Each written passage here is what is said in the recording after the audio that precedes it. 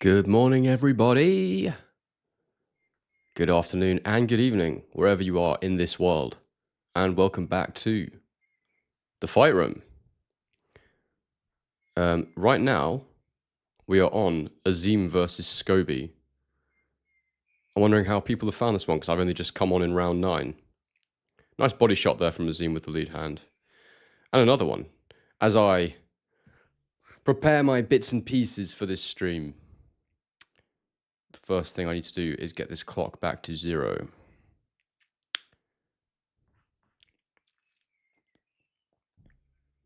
How has Azim looked, people? Let me know.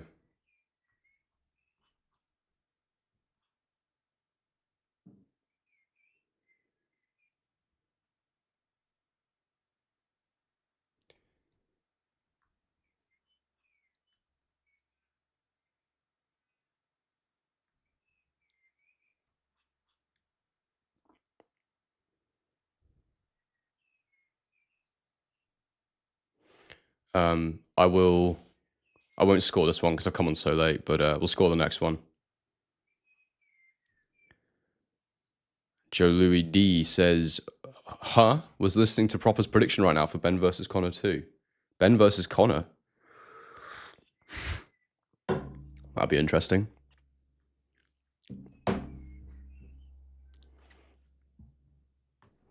Andrew says, going to be an ERL finish tonight. Early finish, I guess that must mean. Maybe. Andrew says Azim is dominating. The Funk Juice says Azim dominating with the jab. Has he taken any punches? That's what I was interested to know, because he... I know he... I'm just turning the commentary down because it's distracting me. One of the questions around Azim was, did he have a dodgy chin? Because they've not really taken many chances with him so far. He's moved very, very slowly, when the Dalton Smith fight, for example, has been there to be made. So after this, what fight is it? It's I'll get my card ready.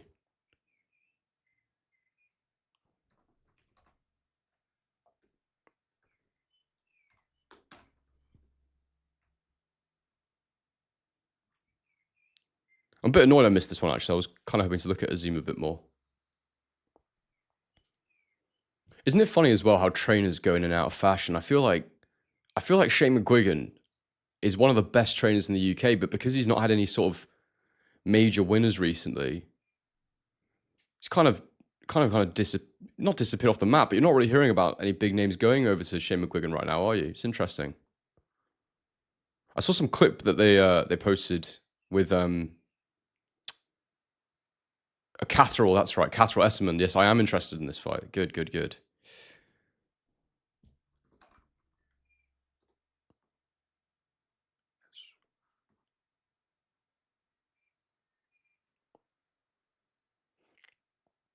But yeah, get your questions in, guys. You'll notice I've got a little goal for the stream. I've set a financial goal for the stream that I'd love to hit. But the disclaimer when we start this is that if you don't have money, don't send me money. If you can't afford it, then don't send it. But if you want to help support me, if you can afford it, then brilliant. But you're not any less welcome here if you can't donate to the stream. But yeah, I do have a goal for the stream that I've set, so fingers crossed we can hit it.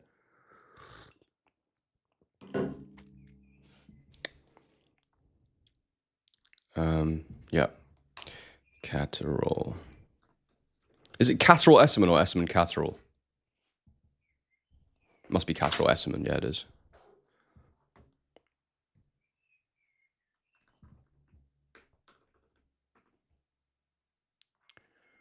Yeah,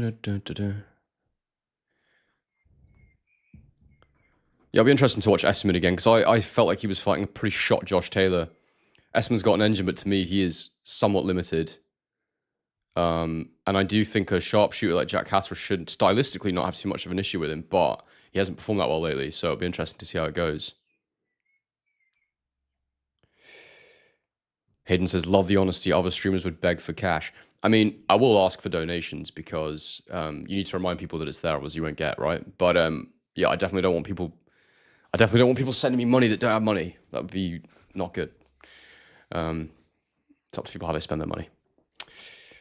Ryan says, are you living in Australia permanently or just staying there for a while? I'm here permanently as far as I can tell, but you never know, man. I don't think I want to live here forever, but like, I would like to, become a permanent resident here and then, you know, have the option at least for the future and for the present. You're not watching Scotland versus Greece? No, I'm watching the boxing, mate. I always wanted to do a football channel, but I think I'm pretty good at analyzing football. I love Chelsea, but I just can't watch the football I need to watch now, and it's also an oversaturated space. There's loads of people like me in football, but I think I'm a bit unique in boxing, maybe. All right, Bomac, let's hear what he's got to say.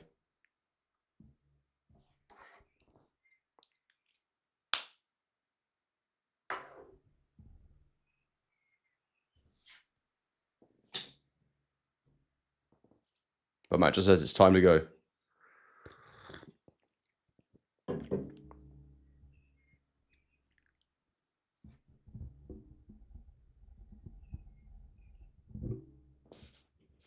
Bomac says they got to break Conor Benn's will to win.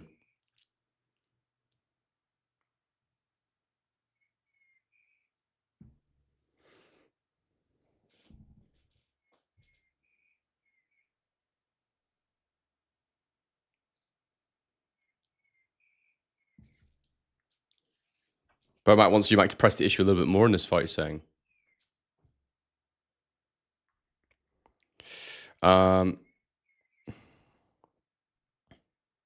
What is my full-time job? We're into round 11 of Essuman versus Scooby, or Scooby, or whatever they're calling him. My full-time job is I make videos. Yeah, I'm a freelance video producer. So I do creative video content for companies. So if anyone wants to use my services, my email's in the description, or it should be. My website is there as well.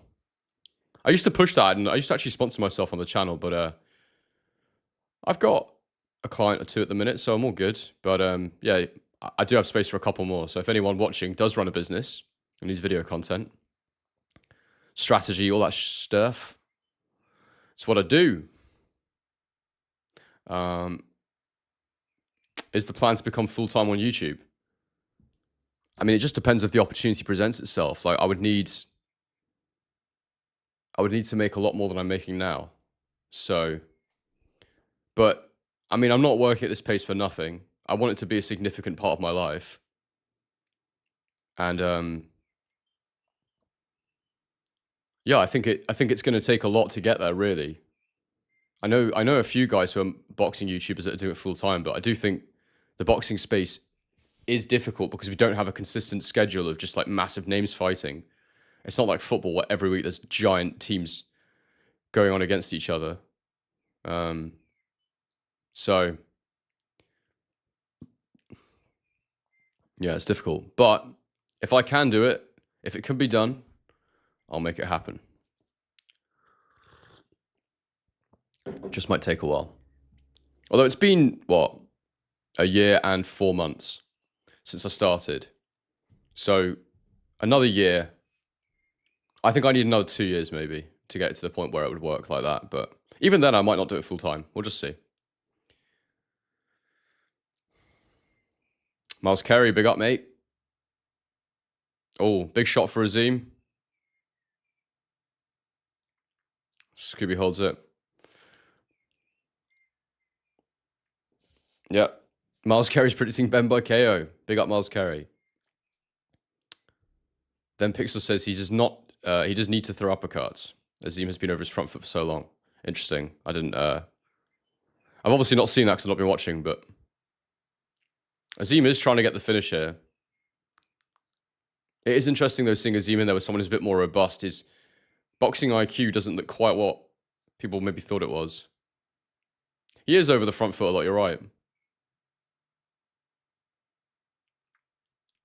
How do I cope with the heat in Australia being from Scotland? Easy. I like the heat. You know. Oh, another right hand from there from Essuman. That was good. I grew up in Scotland, Go-Go Hunters, so you could say that I'm... How do I describe it? I'm not from Scotland, but Scotland's my home. That's the best way I can explain it. But yeah, I like the heat. I lived in Bali for a couple of years. I've always liked the heat. I've never really liked the cold. That was a nice, oh, it was a lovely right hand from Azim.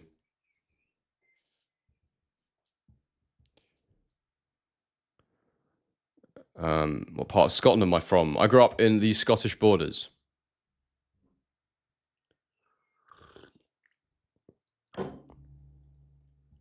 Guys, by the way, I've got a link for the fight in the description of this video. So if you want to buy the Fight the Zone and watch it along with me, we're going to be scoring the fights. I've got a clock so you can sync up. I'd really appreciate it. It helps to support the channel because I get a little cut of the revenue from that. And consider donating to the stream. We're trying to hit that goal. And I always prioritize super chats.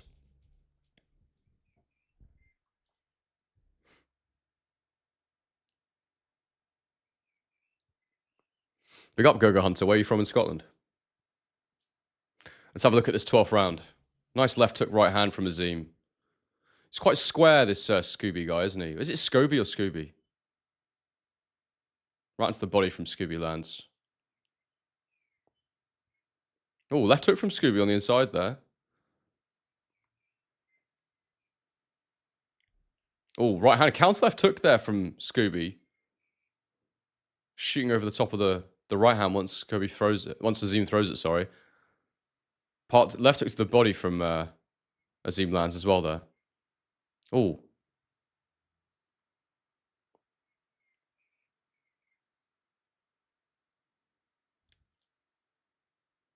I do think Azim's got a lot of ability.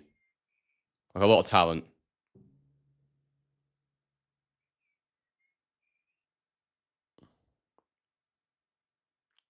I like when he gets on that double jab first. That looks a lot better.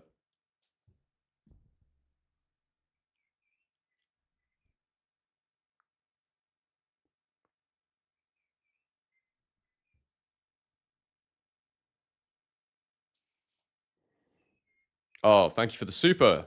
Big up, Gogo Hunter. Saltcoats Ayrshire, but live in Perth now. Very nice. I've never been to either. But Ayrshire bacon is the best bacon. Oh, left hook to the body, left hook upstairs from Azim. Oh, that really hurt him. That hurt Scooby. I think he might get the stoppage here. That was lovely. A left hook upstairs. Yeah, he's taken a knee. He's taken a knee, Scooby. That was a lovely shot.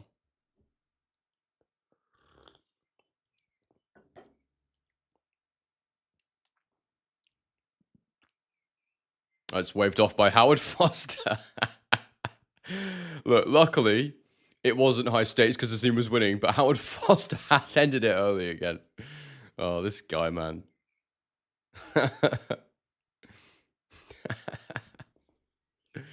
What a guy. Big up Curious Clutch. Absolutely no worries if you can't donate. When I ask for the donations, I'm asking for those that can or want to support the stream and can afford to do it.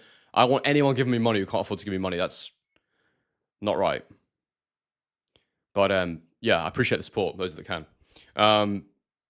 What's my opinion on Eddie Hearn? What specifically, Ryan? What about Eddie Hearn do you want my opinion on?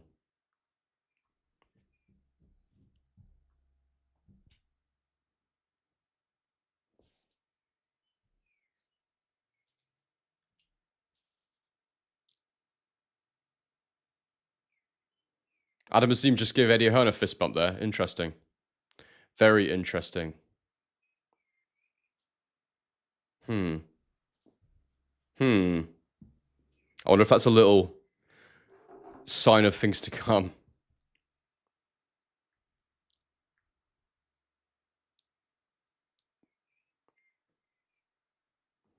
Big up 202 Ultra with the super coming through with the 2.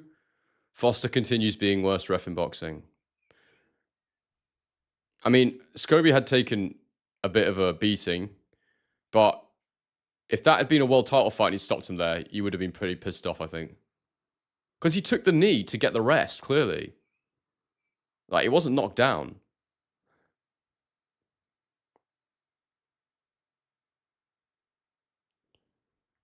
Just, what do I think about Eddie Hearn as a person?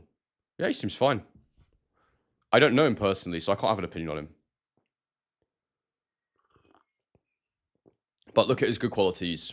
You know, he's obviously very charismatic. He's got a good sense of humor. And I think he's an ambitious guy.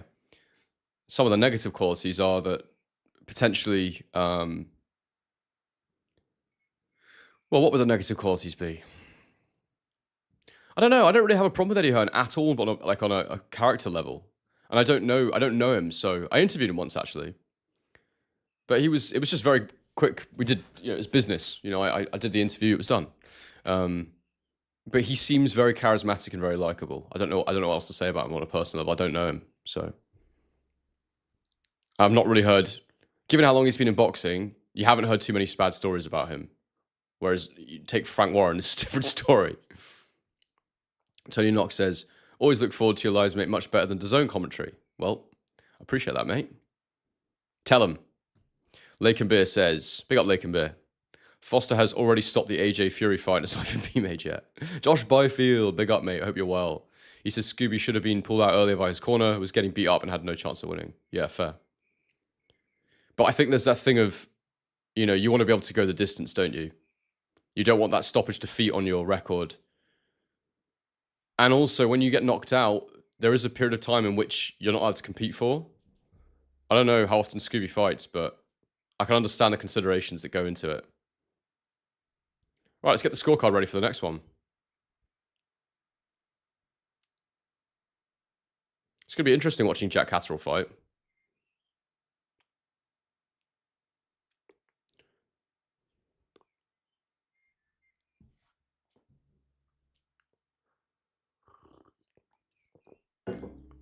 No, Josh, it's going to be good. I think it won't be a tiresome fight because Essuman will make him work, I believe. I think he's the perfect fighter to bring out a good performance in Jack Catterall because he's going to apply a lot of pressure. There'll be a lot of counter-punching opportunities.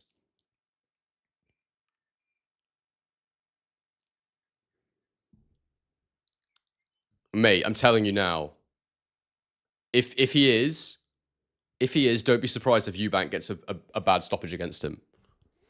Because I can imagine Ben landing a big right hand, Eubank being on the ropes or something, and then Foster jumping in. I mean, in a way, it'd be good because at least it would highlight Foster on such a massive stage for the final time. Hopefully, they just get rid of him. But yeah, be mad.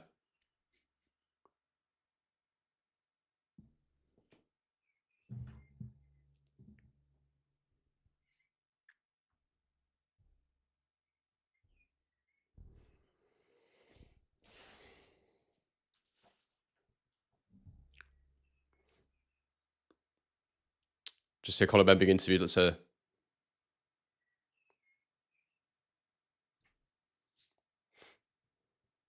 Conor says he feels good. He looks relaxed.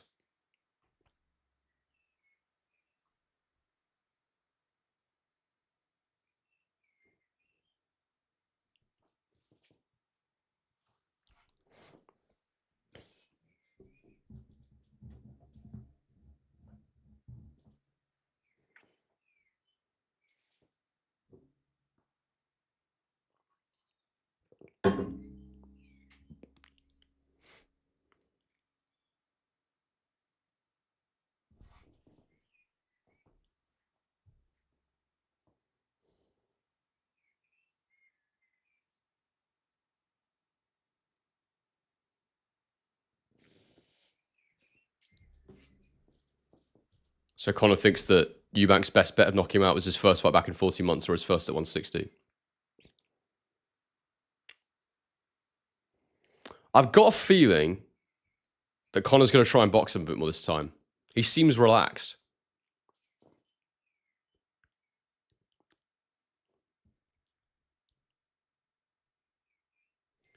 I'll tell you something though, guys. You know that this is a much, much smaller fight than last time because I had a lot of viewers on the stream last time. And we've only got not even 100 people on right now. So, it's different. But we're going to score Catterall Essuman.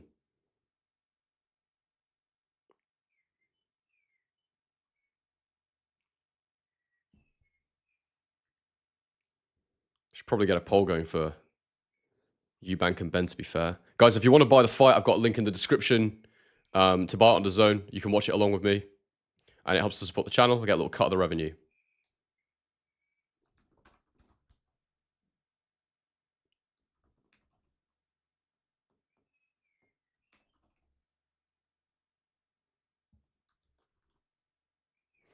Poll is going. Harry Johnson says, nice trim. Thank you very much, Harry. I was offered by my hairdresser or barber the opportunity to go for a more of a mullet type haircut this time, which is very Australian, but it's very discreet. Like, it's not really, it's like pretty long at the back still. I got it a bit shorter on the sides. I think it looks all right. I'm not sure I'll do it again next time, but it's not that different really.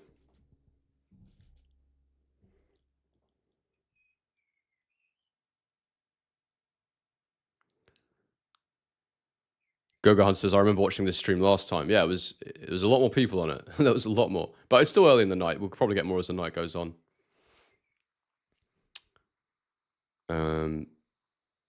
Josh says, I reckon he'll box for the first 3, but then say F it and try and smash him. Yeah. People keep saying that what if Conor paces himself better and goes for Eubank down the stretch? But I think it was the pace that was in that fight that meant that Eubank was so drained later on. I think that Eubank will fatigue at the pace Ben fatigues at, if that makes sense. Because I think Eubank will be more counterpunching this time. One thing that does worry me, though, is that apparently Bomac's only been with him for a few weeks. He hasn't been with him for months. And that does concern me a little bit. Also, I wonder if anybody else has clocked this. I keep thinking about it every time I see Eubank now, but I'm 90% sure his hair is tattooed. I'm pretty sure his hairline is a tattooed hairline, which is fine. I just hadn't considered it. And now I've been told that and I've seen it. I can't unsee it. And I'm pretty sure it is tattooed because his hairline is ridiculously good. And it definitely wasn't that good when he was younger. And it shines when the lights are on it. It's mad. But fair play to him. It works. Low maintenance as well. Nico Van Dam, hello. I hope you're well.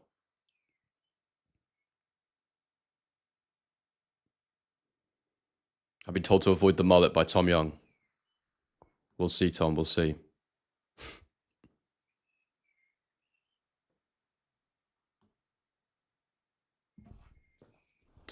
Does anyone know who the guy is with the gold jumper and fedora sat with Ben Shalom? No, I've not seen him yet. Let me see if I can spot him.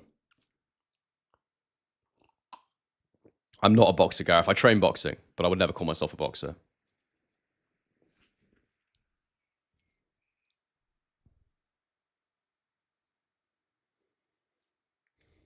I mean, to be fair to Liam Smith,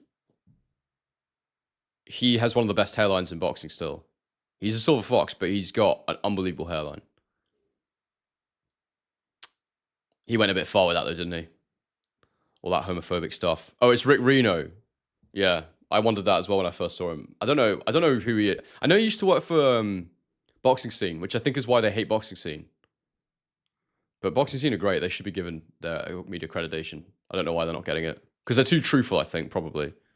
Which is why I fear my place in the potential boxing scene. My potential place in the boxing scene. I say what I see, so I'm always fair, but a lot of people don't want you to be fair. They want you to spin narratives.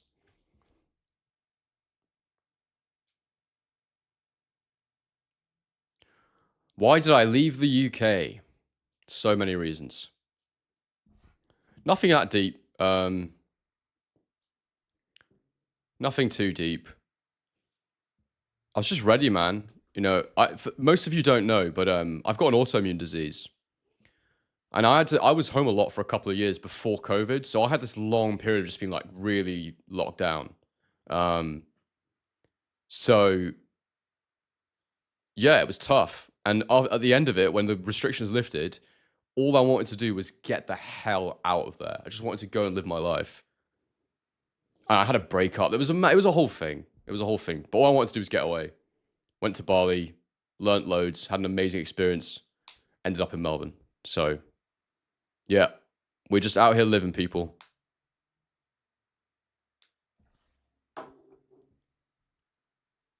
Mr. Turkey Owl Shake is talking right now.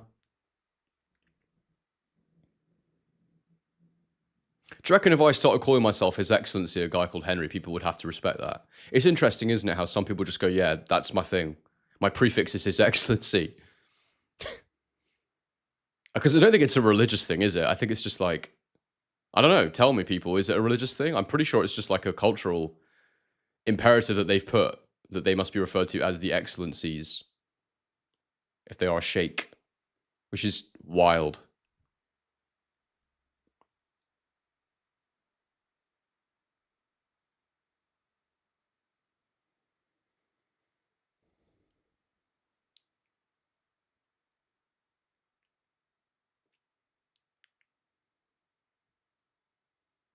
Ryan says if he had the money and the courage, he'd move to Australia or New Zealand.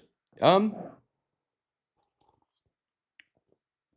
don't need that much money to move. Like, if you're sustaining a life in the UK, you could just come here and get a room in a house. And I mean, obviously, you got to pay for the flights, but you could just come here and get a room. Wait, hang on.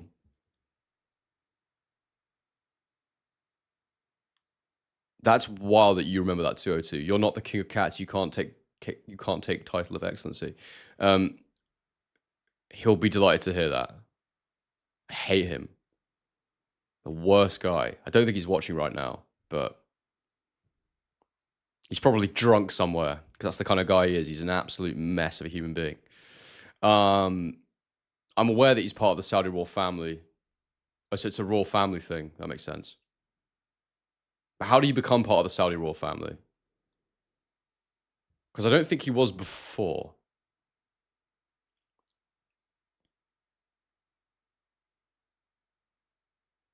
Oh, Turkey says he's got a surprise for the fans in England.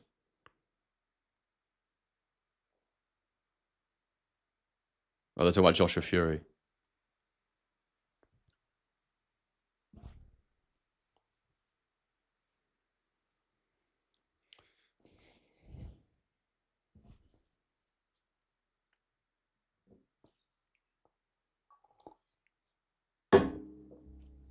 Notice how AJ Paul hasn't been announced yet.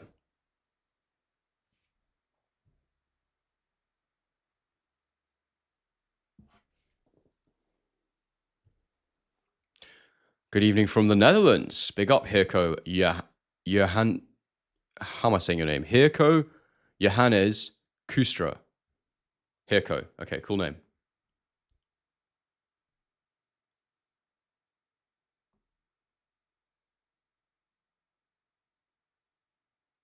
Who have I got for this fight? Well, I've not studied it, but stylistically, I like Eubank. Sorry, Eubank.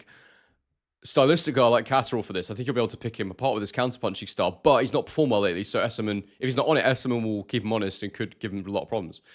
I'm spammed out. I'm guessing that this is Kevin, but we have a Discord server where people predicted, and unfortunately, it closed before I had the time to push it on my prediction video. But basically, everyone in my servers picked Eubank to win. So he's a big favorite this time, Eubank, in the hardcore boxing fans.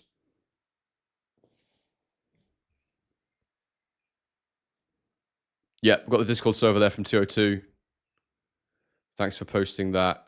I actually need to pin my DAZN link. I've just forgotten to do that, so I can't put it on this one, guys. But yeah, if anyone wants the server link, just ask for it, and it will be given to you.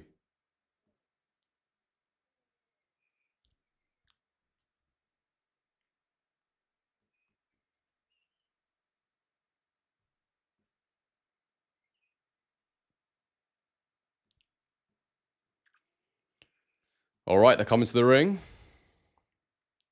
I'm going to end the poll for now. We'll do another one later. 71% Eubank right now, though, from 107 votes.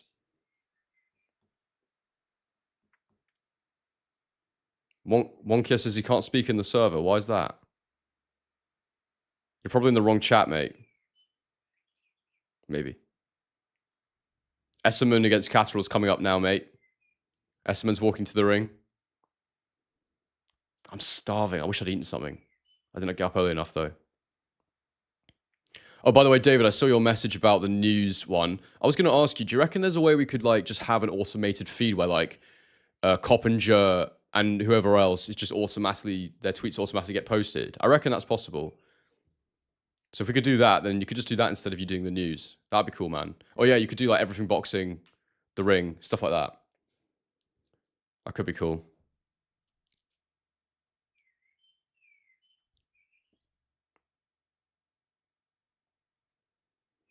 Essuman without OnlyFans sponsorship. It's becoming more and more prominent in sports. They're obviously trying to diversify OnlyFans, which is interesting. Quite excited to watch this one. Rick Reno is a weird dude, isn't he? Look at that little shiny shirt he's got on. He looks like he absolutely lives for the sesh. Does Rick Reno. I wonder how old he is. Rick Reno. Age. Rick Reno. It doesn't say how old he is. I'm guessing it's not the one that was born in 1949. Yeah, I don't know.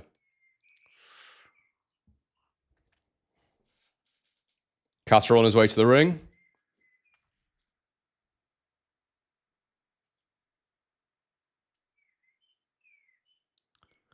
I hope we see a good fight here because Catterall has stunk the place out a few times in his career. Interesting to see him under Bozy Ennis as well.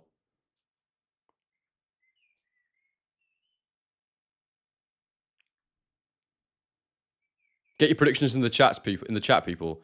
Jeffrey Willers, how old are you, Henry? How old do you think I am, Jeffrey? I'm going to play that little game to either find out that I've aged aggressively in the last few years or that I look younger than I actually am. I want to feel good, but maybe I'll feel bad. I'm willing to risk it all. Let me know. How old do you think I am? Yeah, Rick Reno's got the kind of aggressive Lego man with the shiny gold shirt. Yeah. I'm not sure exactly what he does, but yeah. He's just like a weird sidekick in the whole vibe.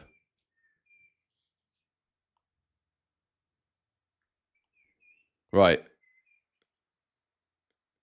Gareth thinks I'm 41, which is not great. 34 from Tom Clark. Okay. 19. 26. I could be anything, really. I could be anything. Apparently. Chili T says Reno's the Ring Magazine CEO. Yeah, there's a widespread of guesses. Tom Clark nailed it. I'm 34 years old. 35 soon enough, which is a bit mad.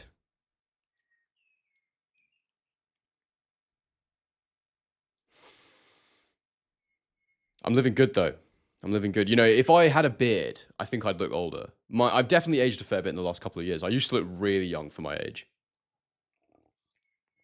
Like when I was 21, I literally looked about 16 at times. It was mad.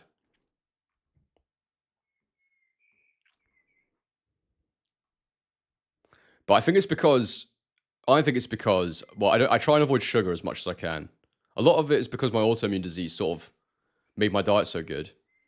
Also, over the years, I've not been in the sun that much because I lived in Scotland, and I think that helps with the aging process. But now I've been in the sun for the last couple of years. I think that's probably why I started to look a bit older. Anyway, not that this is an interesting conversation, but anyway, my anti-aging theories. I also moisturize. For those of you that like to know, I'd recommend getting a good moisturizer.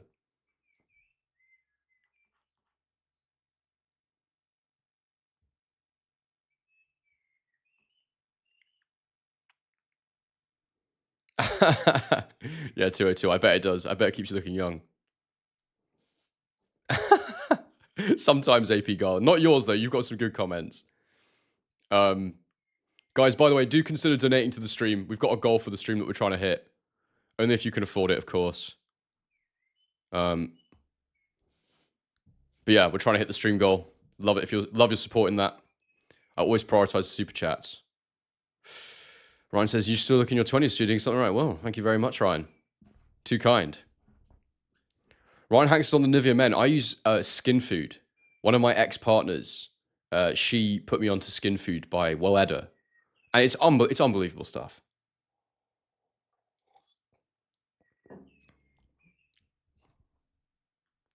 Well, Castle's been announced. Big up Tony Knox from Greenock. I come from the Scottish borders.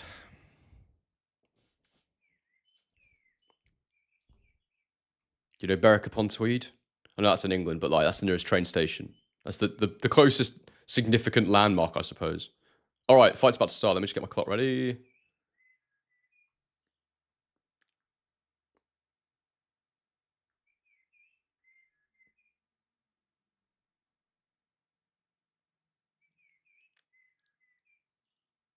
Oh, they got to touch gloves first. All right, they're about to touch gloves. Then we'll get the fight underway. I'm going to call this one blow by blow.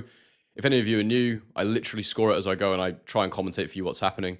If you want to sync up the fight with my commentary, there's a clock going in the corner, so that will be as closely synced to the fight clock as possible. So the second that first bell goes, I hit play. Here we go. Interesting to see Catterall under Bozienis, who at times I've not rated. So let's see what happens.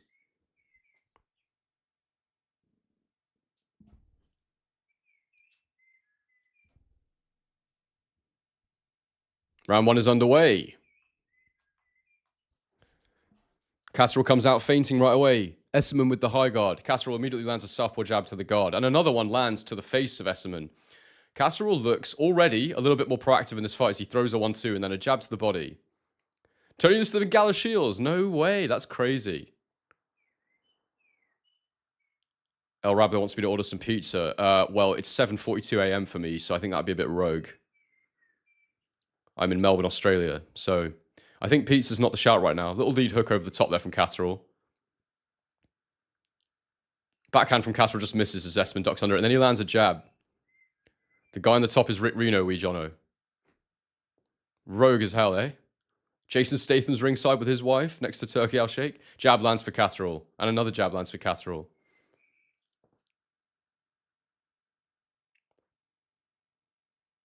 I feel that Essuman will struggle to enter the pocket with Catterall. I really do. I think we're already seeing that a little bit in round one.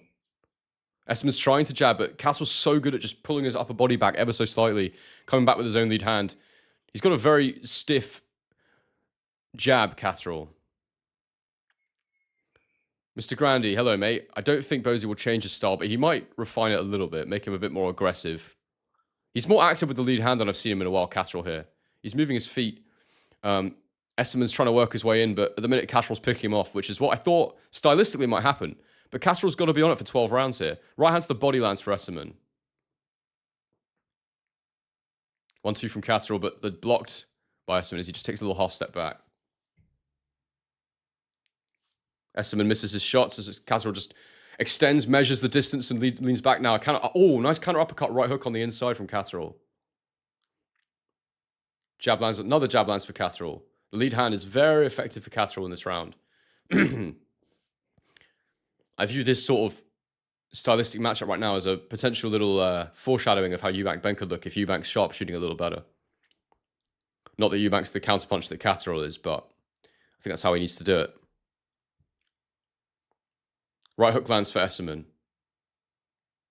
Catterall took all the sting off it, but I think it maybe caught the glove and the face a little bit. Big right hand from Essuman misses as Catterall moves around in a clockwise direction. Right hook from Catterall lands and a little backhand half lands. Essuman sort of dipped under it as it landed.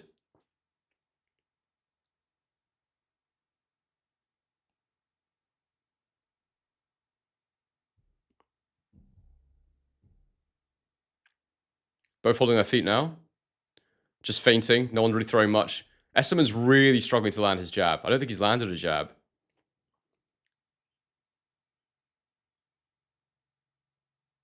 How did everyone score round one? I've got that a clear round for Jack Catterall myself.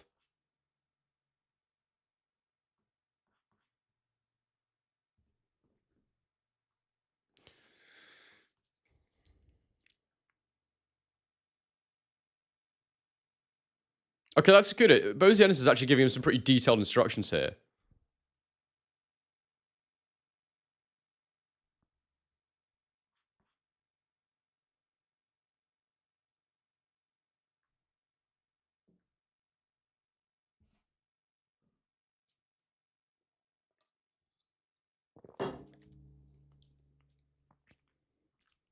Yeah. He's telling him when he comes to you, make sure you're popping your shots. He liked the hook and the uppercut up close. That did work well in that round on the ropes. Round two coming up. Round two. We're underway.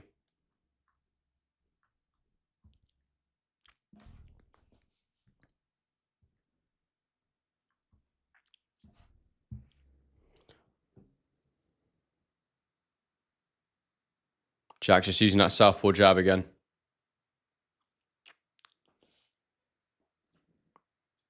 ATR, thank you very much for the compliment. Yeah, you know what though? Like, I could definitely go on a cut at the minute. I've got a little more body fat than I'm used to having right now. Body jab from Catterall.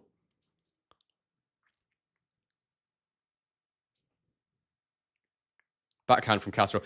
It's interesting with Jack Catterall. He does, in my mind, when it's not a counter shot, really struggle to land the 1-2. Really struggles to land the backhand. I think it's because he has such a wide stance.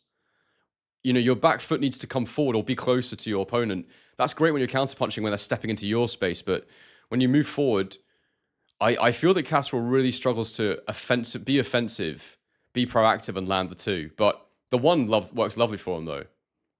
Because his legs are wide, he can get quite a lot of power into it. Nice 1-2 there, but the 2 is blocked. Another 2. Oh, that was nice from Catterall. The 2 did land. Jab to the body. Essuman can't get into Catterall's space right now. Uppercut, straight hand from Catterall misses. A backhand hook from Catterall misses.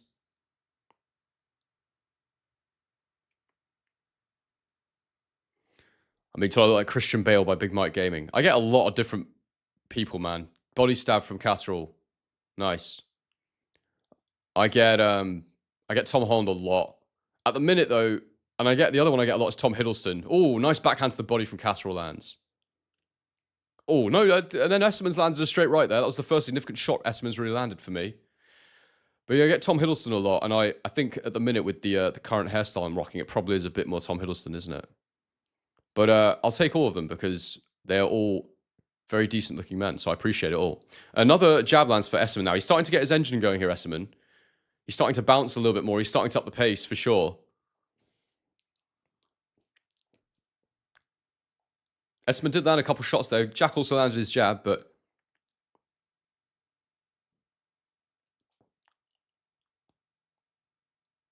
Oh, I think Essuman landed another shot as he stepped in there. He's starting to bounce a little bit more and get his feet working, and he's making his movements in and out of the pocket a bit less predictable, which is good. And he's twitching more now. He's trying to make it hard for Jack to read what he's doing now. He's definitely made it a little harder for Jack in the middle of this round, or towards the end of this round. I saw Catterall taking the round, but Essuman's definitely picked up. Body jab from Catterall. Oh, nice counter jab there from Jack. That was lovely. He threw the right hand Essuman, then Catterall just leaned back and fired a nice stiff jab. It was a closer round. I've got Catterall winning it still, but Essuman looks like he's getting going now. Or did everyone else score that?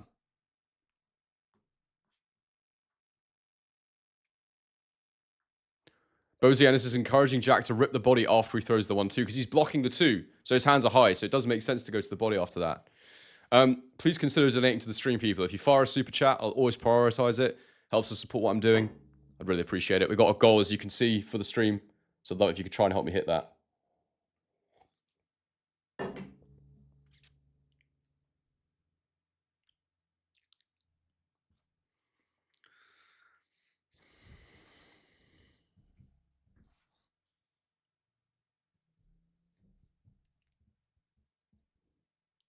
All right, here we go.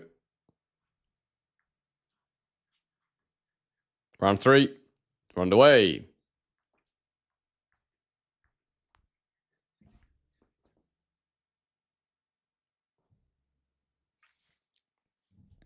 Again, Catterall just controlling the approach of Essuman with the lead hand. It's not necessarily landing, but he's just extending it, flicking it out, bringing it back in a position where it can't really be countered too easily. Jab there from Catterall. Oh, nice 1-2. He does land the 2 there. He's throwing the 2 a lot more regularly now, Catterall. Nice 2 to the body there from Catterall lands. That was very good. Essuman needs to just go a bit more, I think. But like I said, I felt stylistically it'd be bad for him because Catterall is a good counterpuncher. And he's actually punishing Essuman's inactivity in between when he's not trying to enter the pocket. Catterall is just being a bit more proactive with his lead hand, which is looking good, to be fair. How long have I had my autoimmune disease? Asked World of Deceptions. I've had it since I was 26, so 8 years now. God, has it been 8 years? Yeah, it's just been over, like literally a couple of months over 8 years. No, like literally this time at 8 months. Oh, nice lead hand from Essuman lands, lead hook. It was this time 8 years ago I got diagnosed with it. I was completely healthy before it. It was crazy. I was living in Los Angeles at the time, and it just hit me out of nowhere. But I have my suspicions as to why I got it.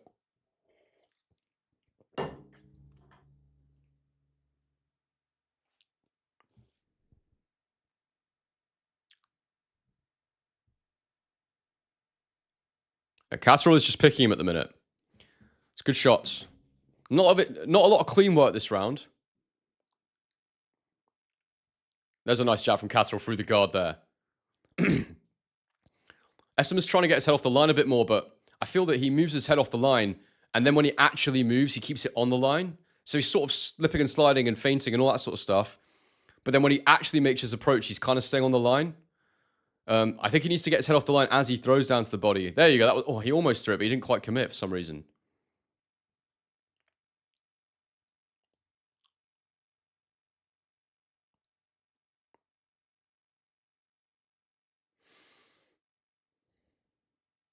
Nice counter jab again from... Oh, 2 counter jabs from Catterall there. Lovely. And then the 1-2. The 2 just missed. Like I said, I think that wide stance of Catterall means the hand comes from... His backhand comes from so far back. I think it's quite readable. You might want to consider stepping in. Paul Helsby's got the commentary synced. I freaking love that, man. Awesome. Catterall again with a shot that just misses. He has opened up Essuman's nose, though. It's bleeding. 3 jabs from Catterall, missed though. But Catterall is just dealing with him right now. Great work from Catterall.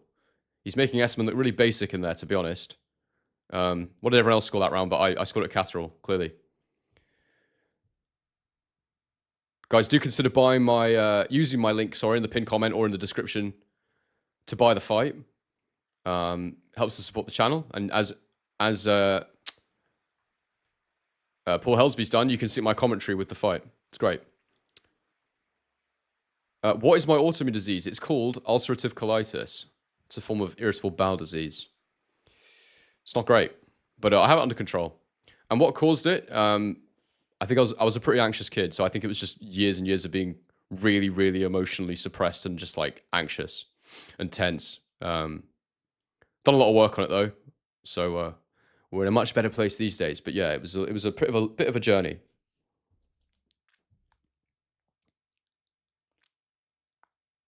Round 4 is underway.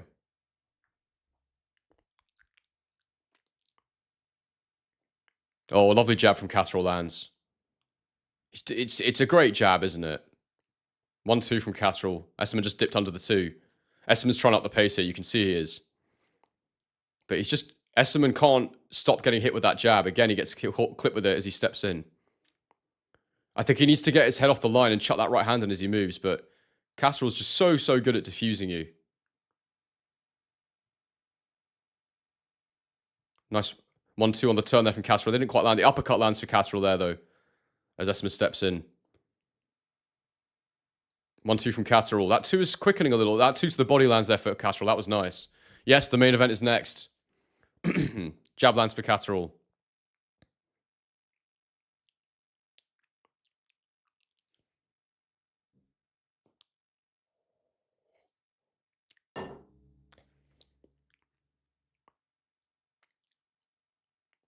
Another jab lands for Catterall. I wonder if Catterall might be able to get the stoppage here through accumulation. Accumulation of shots landed. You can see the blood coming down Essuman's nose. There's blood on Catterall's southpaw lead hand glove, which is not surprising because that jab is doing all the work.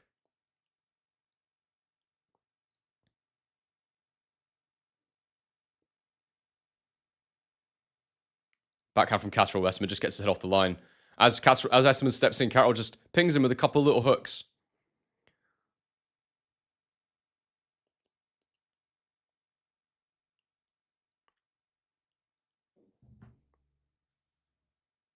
Oh, just missed. Big right hook there from Catterall. Lead hook, missed it. Another jab lands for Catterall through the guard. Essuman throws a right hand, it hits Catterall on the chest. One thing I will say is that, big hook from Essuman on the ropes, just hits him on the chest, and then he lands the right hook as Catterall pivots out, and now he's landed another backhand there. Interestingly, Catterall does look a bit tired of this round, and Essuman is setting a pace that, you know, it's an intense pace, I have to say. Catterall's just got to keep that jab going. I think he's... Oh, he's just drops him with a huge lead hook. Wow. And Essuman looks out of it, and he's bleeding everywhere. Damn, what a knockdown. Wow. It looked like it didn't even hit him cleanly. I need to see that again. Damn, Essuman looks a mess, and Catterall's going from here. He's going to stop the fight. He's going from Catterall, and Essuman manages to clinch. He's got 15 seconds to finish the fight here, Catterall. He's going to jump on him. He's going to absolutely jump on him, I think. Oh, no, he's not. He's gone back to his boxing. If I was Catterall, I'd be jumping on him here. Essuman looks... He looks like he's got his legs back, but he's hurt. Oh, 1-2 Catterall lands for Catterall. Essuman moving backwards to the ropes again, and Catterall lands another big left hook to the behind the ear of Essuman. And he clinches and he makes it through the round. But wow, I want to see that knockdown again, but what a round for Catterall. I really want to see the replay of that. Catterall's looking great, man. And I thought Essuman would be perfect for him. I really did. Yeah, it was the left uppercut, sorry, not the left hook. Let's see it again. Oh, it kind of was a left. It wasn't really an uppercut. It was like a long right hook. And then it was like a short sort of left shovel hook sort of thing. Let's see it again. Oh, it was a straight left, actually. No, he actually, even in the replay, I thought it was a hook. He shaped it like he was going to throw it wide, then he just threw it straight. It's lovely. Lovely, lovely shot from Jack Catterall there. Round 5 coming up.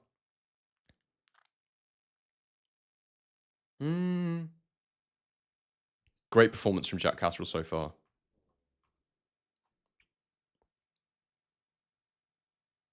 Catterall's going for him now. He's really hurt him. And Essuman isn't much of a counterpuncher, in my opinion, so Catterall can really step up the pace of it. Essuman's got his hands high, but he is getting hurt quite badly here. Uppercut from Catterall lands. Jabs just deterring Essuman from really a hooker cut. Indeed, Daz Payne. Backhand from Catterall just missed there. Essuman stumbled backwards, though. He's got to be careful he doesn't overdo it here, Catterall, because Essuman is moving quite well still, but he is there to be knocked out, I think. Jabs from Catterall. I also think this is a great matchup for Catterall. I said it before the fight. One of my mates messaged me and said, what do I think about Essuman Catterall? I said I thought that Essuman's the perfect star for Catterall. Perfect. Josh Taylor must be raging watching this. Oh, uppercut from Catterall lands as Essuman steps in. Lovely counter shot. It's beautiful boxing from Jack Catterall. Backhand lands for Catterall again there. Another jab lands for Catterall. And a 1-2. That was lovely. Really nice 1-2 from Catterall. Left uppercut again. He's in his rhythm now, Catterall. He's in a real flow. Double jab lands. I mean, everything he does right now is landing, really. Pushes the referee out the way as he pivots round. Uppercut just misses from Catterall, the counter uppercut. He does dip forward a bit, Essuman, so that counter uppercut is a nice shot for Catterall. Do consider donating to the stream, guys. If you send a super, I'll always get to it. Trying to hit that goal.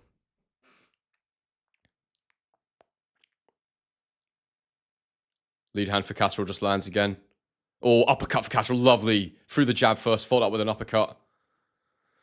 Essuman looks like he's shaken off the effects of the knockdown, but God, he really looked out of it when he got knocked down before. 1-2 for Catterall on the gloves.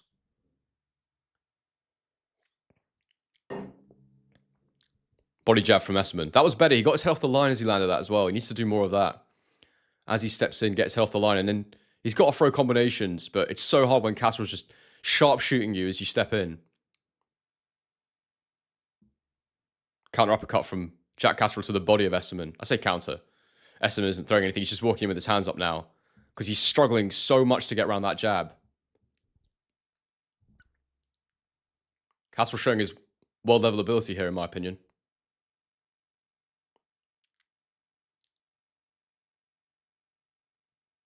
Jabs to the guard of Essuman from Catterall, just stopping him from entering the pocket.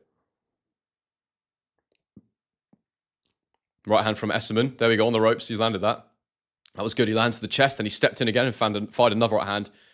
Hit Catterall in the head. Backhand from Catterall blocked. Essuman's worked his way back into this round, though. He's doing good. He's just keeping his hands really high, and it was still a Catterall round, but he got a foothold back in the fight there, Essuman. But I've given every round to Catterall so far. What are you guys scoring it?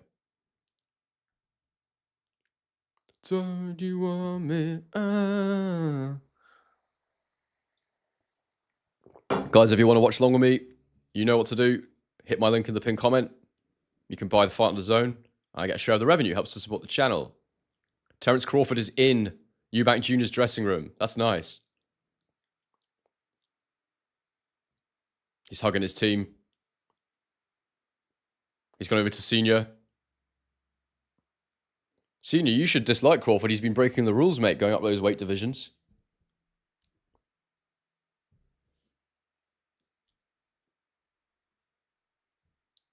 What is it, round 6 coming up?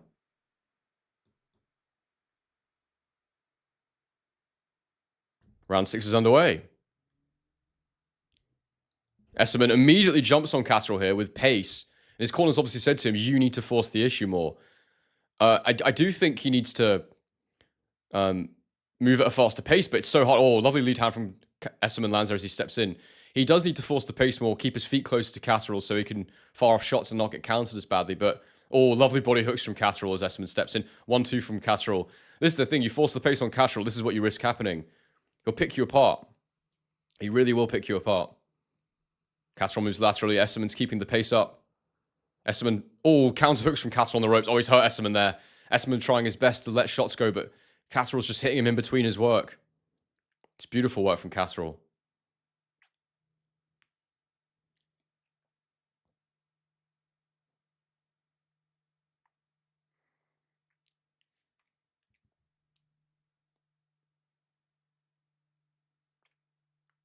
Oh, huge. That was low. Lovely hook to the body, but it was low from Catterall. Another hook to the body from Catterall. That one wasn't low.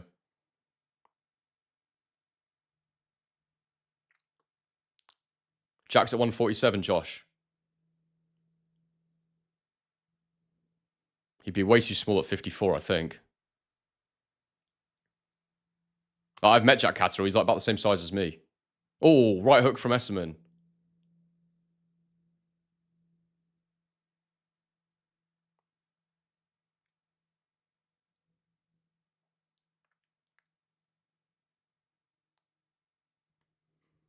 Oh, hooks from Catterall again.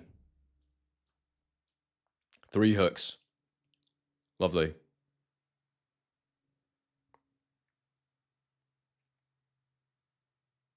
Uppercut, straight lead. 1-2 from Catterall as Essuman steps in through the guard. Wasn't super clean, but I'd say it was scoring. Oh dear, Essuman's really cut up badly, man. Body jab there from Catterall lands is nice. Essuman's protector is so high. It's actually over his short belt line. Like, it's really high. Or his shorts are too low. I can't figure out which one it is, but you see that too often where the protector's sticking out like that. His shorts must have slipped down or something. Josh Barber wants Catterall, Paddy Donovan. Interesting. Be a nice style matchup. I mean, Catterall must look at the division right now and go, if I can get Crocker. Oh, lovely hook from Catterall on the turn there. Really nice. Essuman's doing his best. To be fair as well, the longer this goes, the better chance Essuman has of pulling his way back into this. Not to win it on points, but if he's going to force a stoppage, he's got to have his gas tank down the stretch. Catterall throws a pretty tired-looking 1-2 there at the end of the round, but he'll get his energy back now in the break.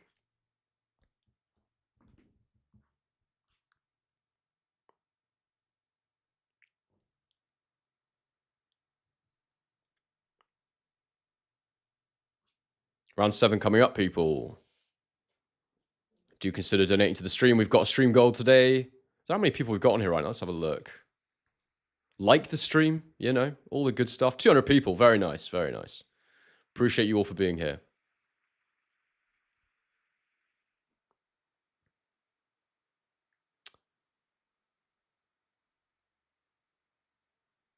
Queen in a coat he borrowed from James Dean. Haney Norman winner will not fight Jack Catterall. I'd be shocked if they do, unless he can force a mandatory shot. Round 7 is underway.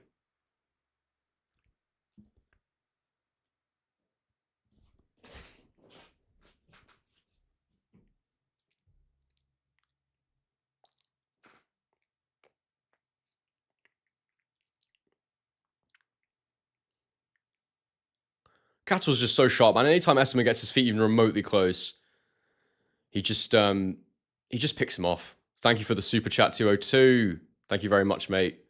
Coming through with a $2 donation. 202 people on the stream for 202 Ultra and a 202 donation. Damn. Poetic. Double jab from Catterall lands. Another double jab from Catterall lands.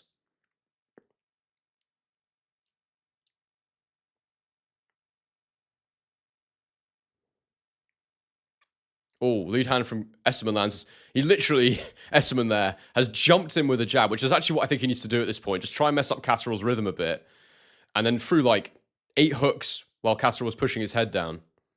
They were tippy-tappy ones, but this is what Essuman needs to do. He needs to get close, stay there, and get his hands up and just work. But Catterall's a very, very good counterpuncher. Another jab from Catterall as Essuman steps in. Right hook from Essuman on the inside. Left hook from Catterall to the body. Oh, uppercut from Catterall on the inside there. Hits him on the chin. Very nice. Oh, Catterall's cut now. Uppercut to the body there from Catterall. Another uppercut from Catterall. Oh, a right hook lands for Essuman, though. And Catterall's leaking from that eye quite badly. And it feels like there's a little momentum shift here. 1-2 for Catterall lands. Oh, big right hook lands for Catterall. Catterall's bleeding really badly from that eye. That is not a good cut. That is a really bad cut. I think it's flowing just down the side of the eye. Luckily for Catterall. Oh, left hook for Catterall lands. Lovely. He's swinging in the pocket now.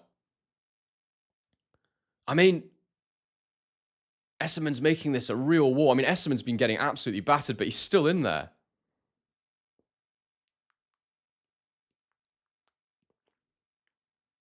Yeah, Essuman can barely see out his right eye. It's really swollen. This is a damaging fight, guys. Really damaging. Oh, hooks from Essuman, and Catterall looks a little bit hurt. Oh, no, he's fine. He's fine. He ended up a bit upright there, which I'm not used to seeing with Catterall, but he was all right. He's not loving the cut, Catterall. Hook from Catterall. It's close this round, I have to say. Oh, the counter hook there lands for Catterall, though. Essuman comes with shots. Right hand lands for Essuman. Right hand from Essuman. I mean, Essuman, if he can not get knocked down again, he can make this horrendous for Catterall in the last part of the fight. Catterall's swinging. That was a closer round. I still think Catterall landed the cleaner punches. So I'm going to give it to Catterall, but it was close.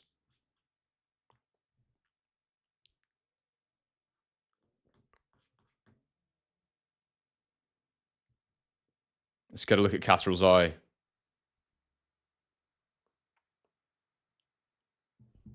Did anyone score that round for Essuman?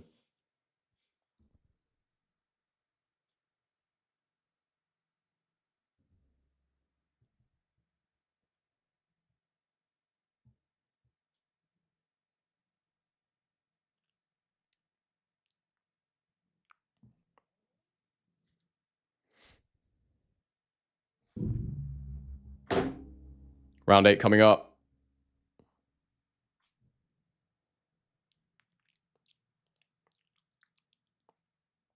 We're underway.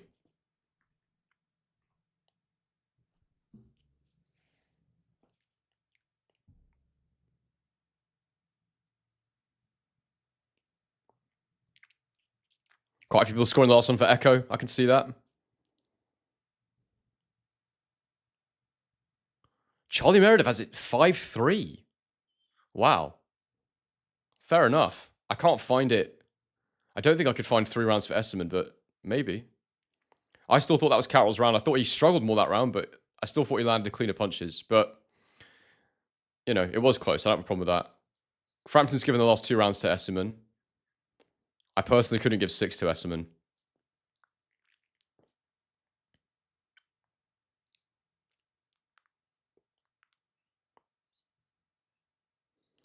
Monk has got it 4-3 if there was no knockdown. Wow, I don't see that at all.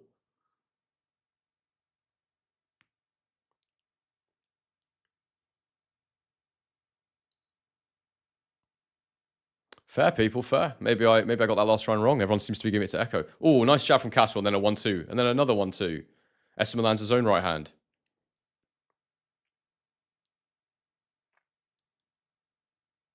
Essuman throws a wild right hand. Catterall steps away from it. Essuman throws a hook. It's all to the guard. Uppercut from Catterall to the guard. Nothing really clean landing this round. I mean, Catterall's landed a couple of shots. Essuman landed a lead hand there as he stepped in. Misses a hook, Essuman. 1-2 from Essuman, misses.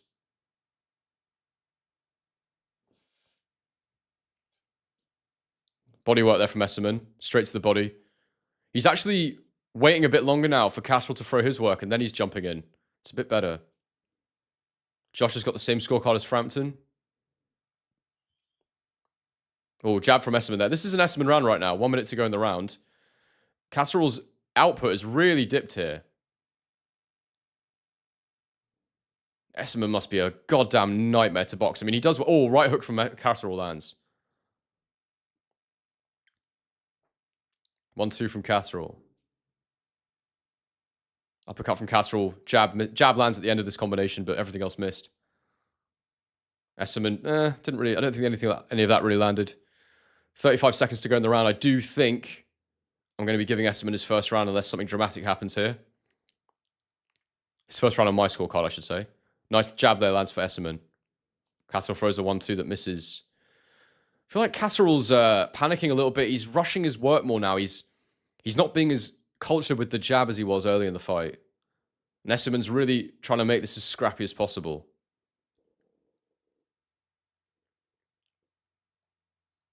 Backhand from Catterall to the gloves.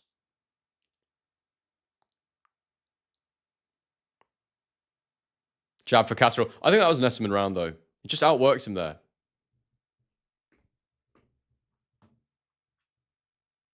Round 9 coming up. Nigel Benn being interviewed right now.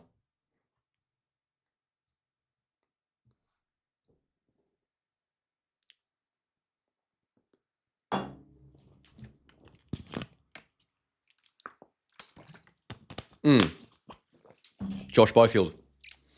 I think Essuman beats Barrios. I really don't rate Barrios. He just outwork him completely. Do consider donating, guys, to help us hit that stream goal. If you want to buy the fight, I've got a link pinned in the pinned comments.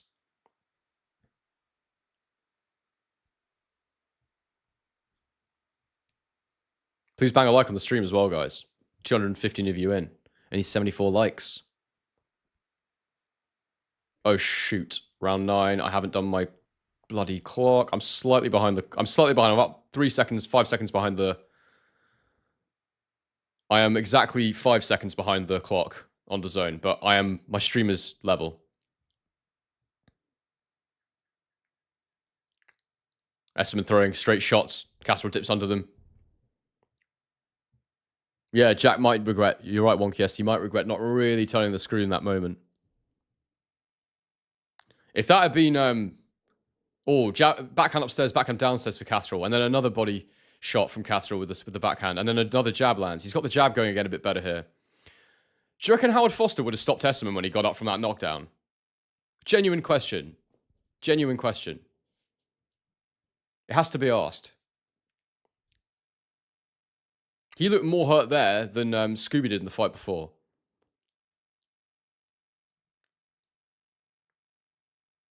You know when you do your driving test in the UK and you have to do your theory test and you have to click every time you see a potential hazard or something that could turn into a potential hazard? They should do that with Howard Foster and just be right, click every time you'd stop the fight or click every time you think you should stop the fight. I bet you he would have stopped loads of fights that went on to be go on rounds and rounds longer like this when they got plenty left in the tank.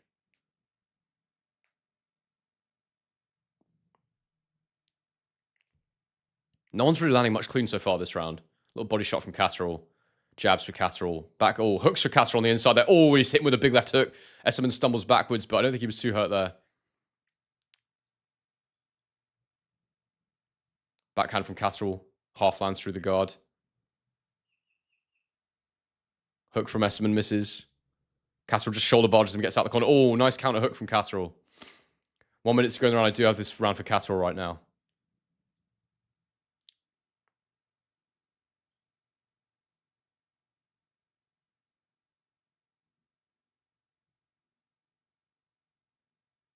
Oh, nice right hook from Essuman there as he steps in.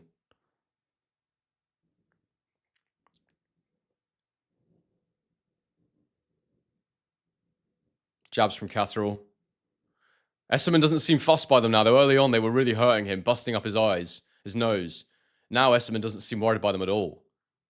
I think Catterall doesn't want to stay in the pocket with Essuman right now because if he holds his feet, Essuman's going through the first shot, outworking him.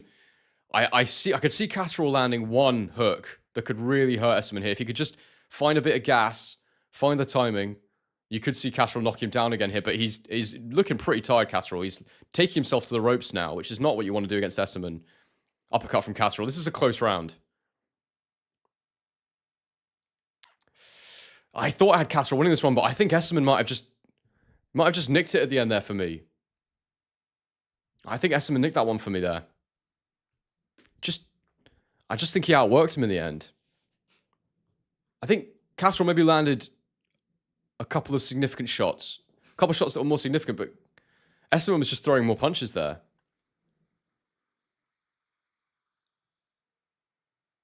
Josh says Essuman's got a third lung.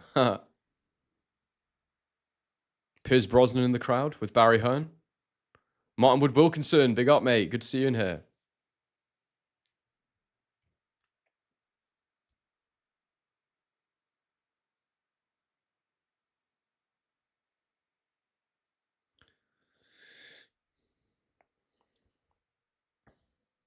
Round 10 coming up.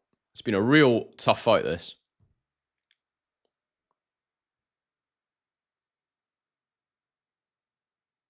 Round 10 is underway.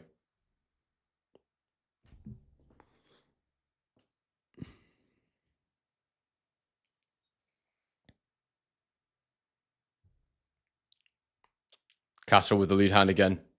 He needs to get more consistent with it. He needs to touch him more and then fight. You know, what he was doing really nicely early on, he's just done it there, landed two jabs. Early on, he was really varying the speed and power of the jab. So he'd touch, then he'd fire a stiff one through the middle. He needs to get back to that. Daz Payne asking if Catterall's punched himself out. I don't think he's punched himself out. I just think that Essuman's that much fitter at this point in the fight.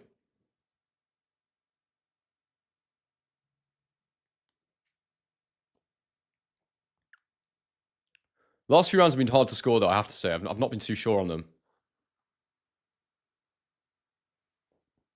Oh, uppercut from Catterall there lands. That's good. But he's not really planting his feet quite as much as he was.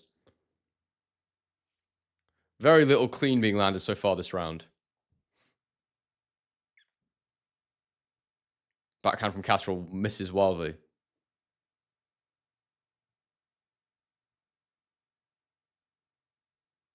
Another jab lands for Catterall there. Catterall is just nicking this one at the minute because... Oh, there we go. Essuman, two little hooks on the inside. I was about to say Essuman's not landing much clean this round, but there you go. Halfway through the round.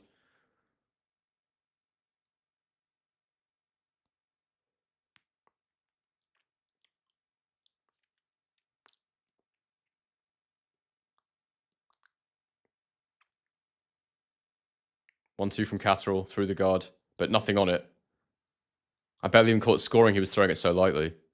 Oh, right hand from Essuman lands. And another one. He's landed two right hands there, Essuman. And Catterall's fallen through the ropes. Catterall's trying to climb back in. He just got sort of shoved out, but he wasn't hurt.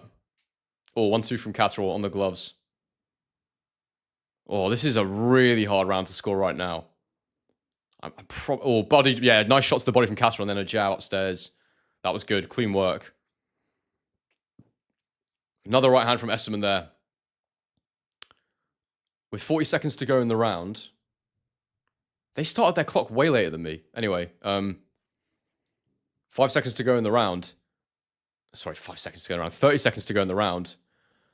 I have a feeling backhand from Catterall on the gloves. Yeah, it's just a cleaner work from Catterall for me this round. It's been even in terms of output, but I just feel like Catterall's shots are a little cleaner.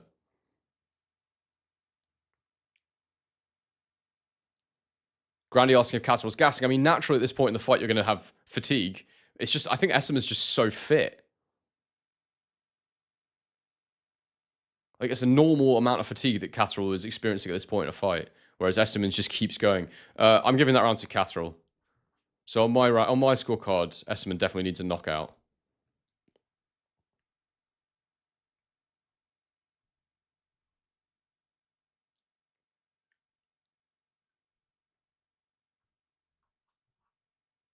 Round 11 coming up, people.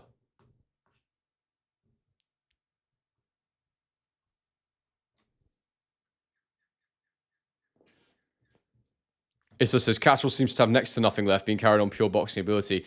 I've seen fighters tighter than Catterall is right now, to my eyes anyway. Buzz A10. You're blowing it, son. You're blowing it, son. You're blowing it.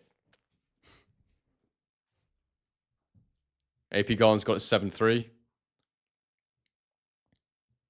Is that including the knockdown? I always find it hard when people score it like that. Oh. Round 11. Let's not interview Thierry Henry anymore, guys. Let's get back to the fight, please. As much as I like Thierry Henry.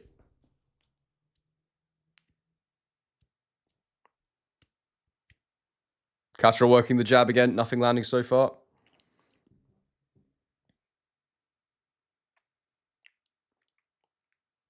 Catterall circling the ring. Lands a 1-2 there on Essuman on the turn.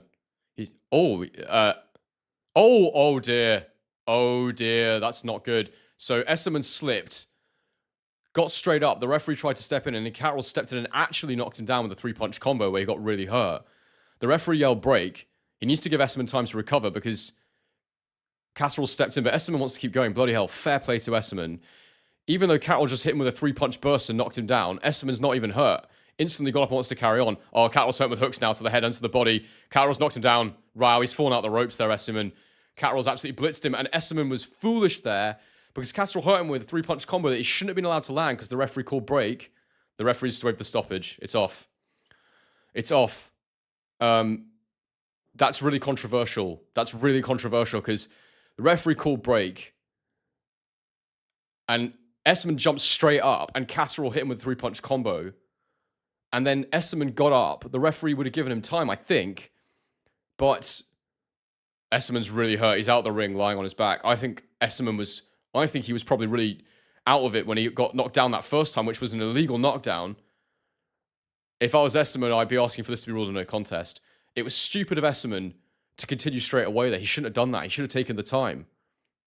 I don't even know if the referee was giving him time, though. But look, Catterall's won. He's won by knockout. But that is very, very controversial. Very controversial. And I feel for Essuman there, big time. I wonder if this is going to be a disqualification. No, it can't, because the actual knockout came well after the first incident. But Essuman was foolish there. He shouldn't have jumped straight back up and got in. He should have made a scene of it. He should have made it clear that he was hurt. But I think he was so hurt after that first knockdown, he probably didn't even realize. He was out of it. Yeah, I think that's tough, man. That's tough. I don't know if... So the referee obviously called break, right? And Catterall knocked him down. That was bad. I think that should be a no contest.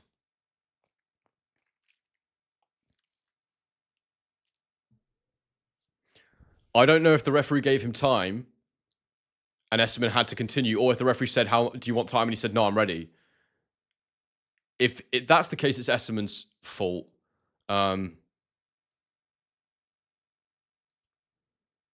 Yeah.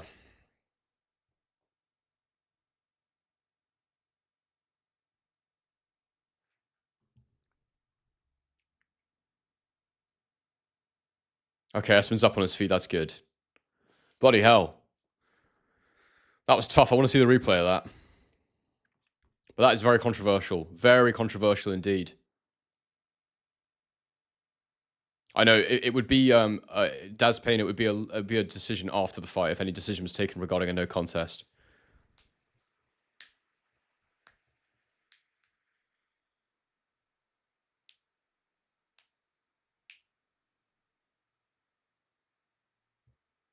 Yeah, it's such a shame that ended so controversially. That was not good.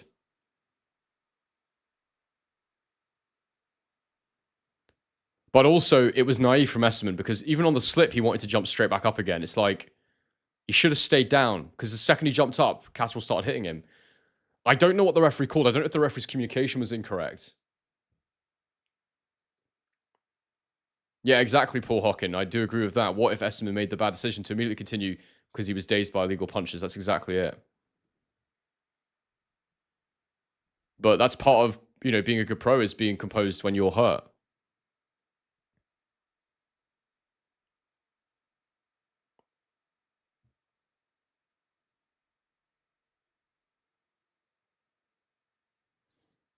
Yeah, Daz Payne says he'd watch it again. I don't think Catterall will want to be involved in that fight again. Can we do a poll about the main? Buzz says. Of course we can.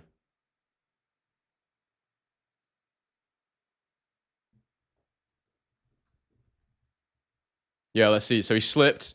I want to see that again. I missed it. Frick. So,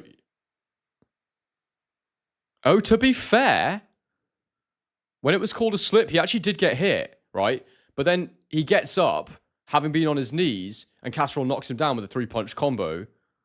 That's really not good from Jack Catterall either way. Even if the referee said break, whatever the referee said, he took a knee. So Catterall can't be hitting him after he gets up off his knee. And then obviously Essuman was hurt. Catterall finished him really nicely, but yeah, that was bad.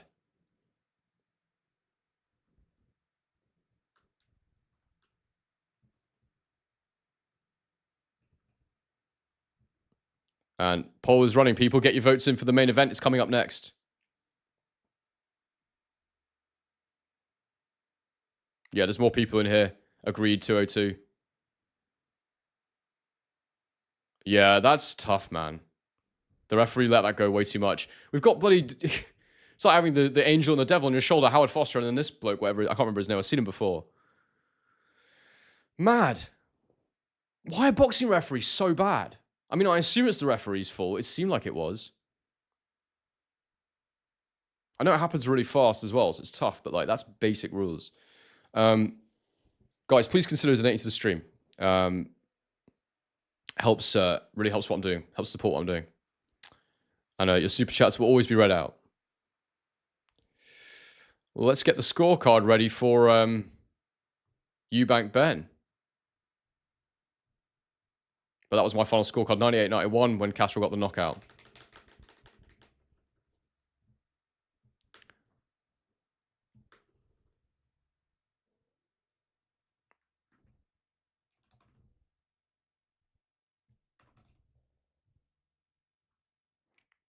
Right, I'm going to nip to the toilet, guys. I'll be back in 2 ticks.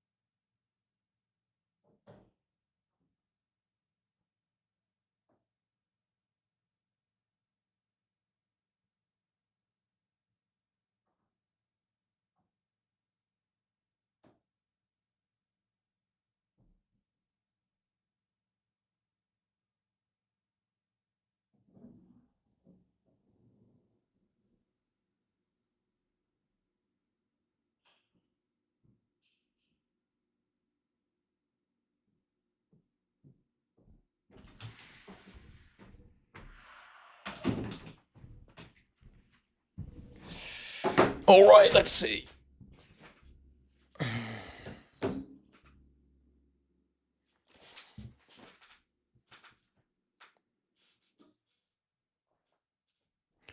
Darren Mitchell says, "Hi Henry, I never comment publicly, but just wanted to let you know how much I appreciate all your content and your live watch along are the best available. Thank you very much, mate. Do appreciate that. We are trying our best."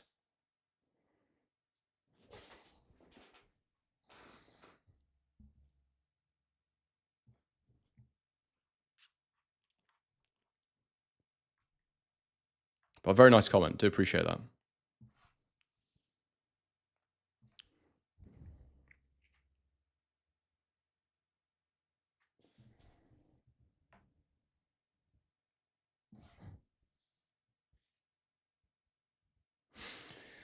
All right.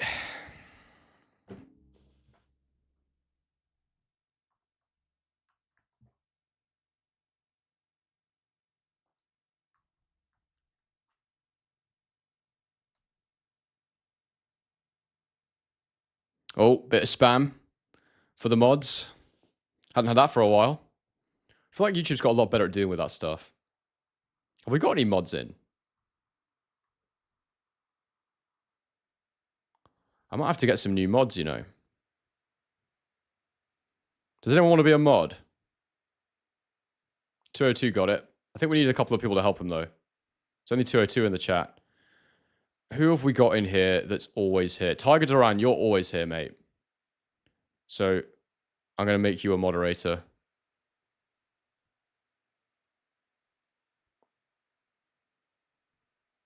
And Mark Wilkinson's also a moderator. Cool. So we got oh, and we got Josh as well. There's 4 moderators now. Cool.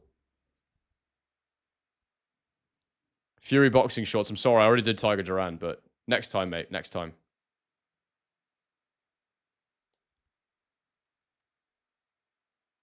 Big up Matt Marish in the chat. He is in. I need to get more water. I'll be back in a minute.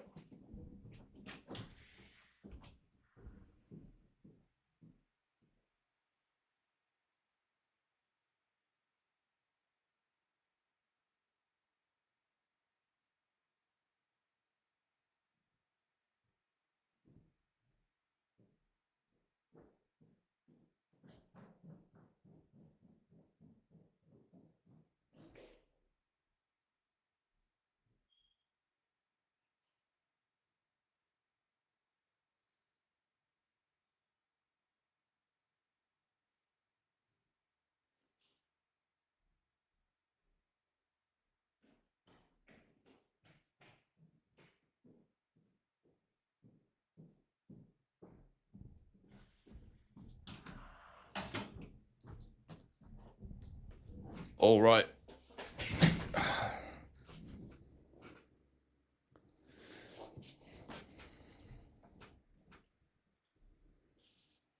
Dubai Canary says hi from Dubai. Hello from Melbourne. Tiger Duran, I did mean to make you a mod. If you don't want it, we can take it away. But I felt like we needed one more. Dave Bento asking who my pick in this fight was. So my choice was I was saying that if Eubank didn't do the rehydration, I felt that he would stop him. But the weight restriction makes me think it'll be on points, but I do think it'll be easier for Eubank this time. That's my pick. The thing that stops me picking Eubank by stoppage now that he's got Bomac in the camp is just that he's actually not been with Bomac as long as I thought he had. And also just that rehydration, I think, stops him from performing at an optimal level. Paul Hawken, big up for the super, mate. Thank you very much. Predictions, Eubank points, $3.50 in New Zealand. Couple of donations coming in now. This is great, guys. I want to try and hit that stream goal, so I really appreciate it. Yeah, get your predictions in the chat, people. What's the poll saying? 75% have got Eubank, 21% Ben, 5% have got a draw. It's Reese's first super chat. Thank you very much, mate. Appreciate it. Every penny counts. If everyone on the stream sent me £1 or $1 or whatever, we would hit the stream goal. So do consider it, people. I do appreciate it. On payday, I'll send a tip, Henry. Thank you very much, mate. Appreciate it.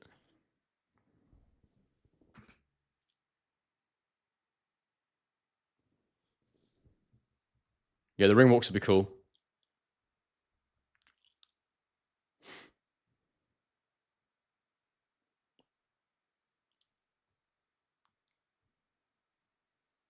Oh, Paul, you were asking if 350 is good. Yeah, that is pretty good, actually. Let's see. Memorial Garden says, a guy punching. Exactly.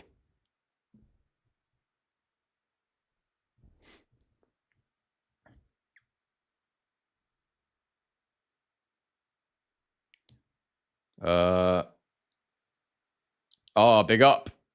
We've got a new member of the channel, which is much appreciated. Buzz A010. Welcome, mate. Good to have you. What do I think about Eubank Sr. doing a paid appearance? I think we'll never really know. Oh, they're playing Simply the Best right now. Let's get everyone gassed. I love this song. The whole crowd's going crazy. Is Tottenham Hotspur Stadium actually sold out this time? Because I know they were giving tickets away. It does look sold out.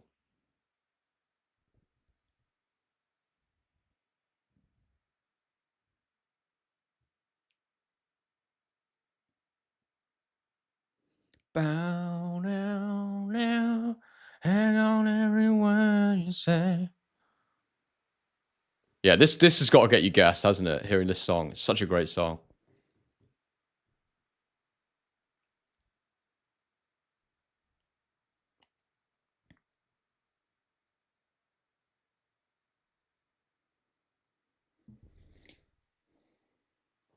Oh, mate, if Inoue and Nakatani happens next year, I'm going to put it out there now, but there's more people on the stream. I want to go and do a documentary about Inoue Nakatani if it gets made. I'm here in Melbourne.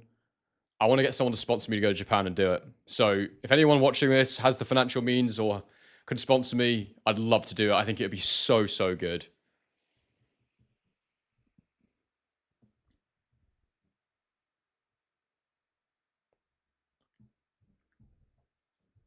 Frampton's picked Ben. I'm not sure what that's based on, but...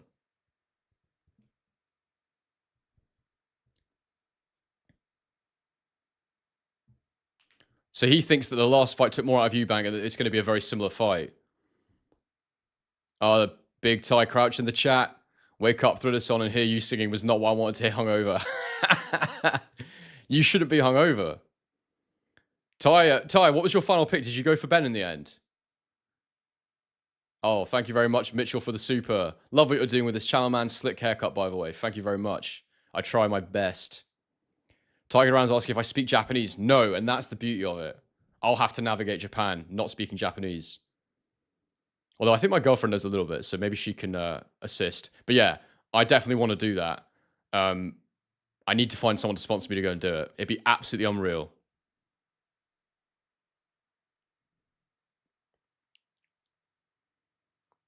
I definitely don't feel as like... I'm still intrigued to watch this fight and see what happens, but I definitely don't feel as like excited as I did for the last one, like as tense as I did before the last one. Because there was the whole drug cheat dynamic before. Everyone seems to have moved on from it a little bit.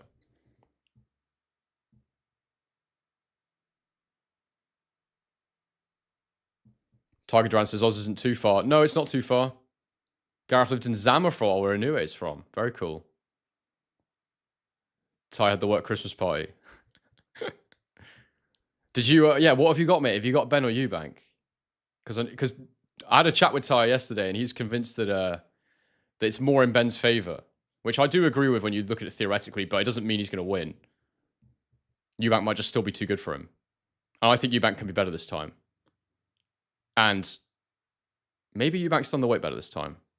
It's the rehydration that's always stopped me from going for Eubank by stoppage. Because he's got to stay on that weight for longer. That's the problem. Less time to rehydrate. Big up London Tours and Events. Appreciate it, mate. We're edging our way towards that stream goal. Really appreciate the super, mate. I see you out there.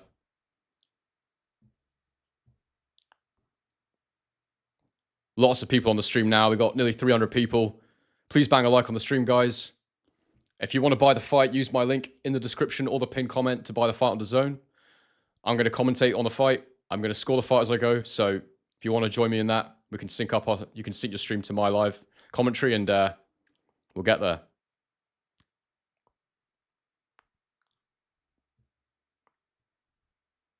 Dizzy Rascal in the crowd. They're going around all the celebrities right now. Does anyone else remember when Dizzy Rascal went on the True Geordie podcast years ago and he hated that and he hated Lawrence McKenna? Does anyone else remember that? It was mad. No free link, Kerem. But if you want to buy it, link is in the description. And it helps to support the channel. Thank you, 202. You can see on the widget on screen how close we are to the goal. We're at 29.39 out of 100 possible dollars. So it's quite a way off. London Tours wanted to add this message to Super. You will get sponsors and other opportunities. It's just a matter of time. I hope so. That'd be nice. Haven't had a sponsor yet. I did get offered a couple, but I've said no so far. Because I want to work with the right partners. I don't want to just take anything. Not to say that they were bad companies or anything. I just didn't feel like they were the right financial opportunity and thing for the channel at this point.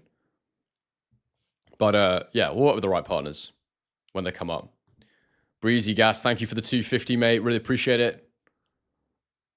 We're nearly at a third of our way to our goal now. Maybe we'll do it. I don't know. It's not the end of the world if we don't.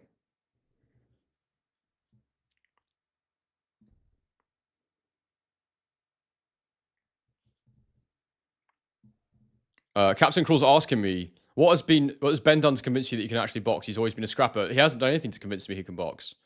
Theoretically, he could, but I just think it's all in Eubank's favor. I've seen Eubank box better than he did. I thought that was the worst Eubank I've ever seen against Ben in the first fight. I thought he was terrible. Here we go. It's time for the ring walks. Ross Taylor in the chat. Here he is. Big up, mate. Good to see you. Buzzing your hair. Let's go. Now it's a fight night.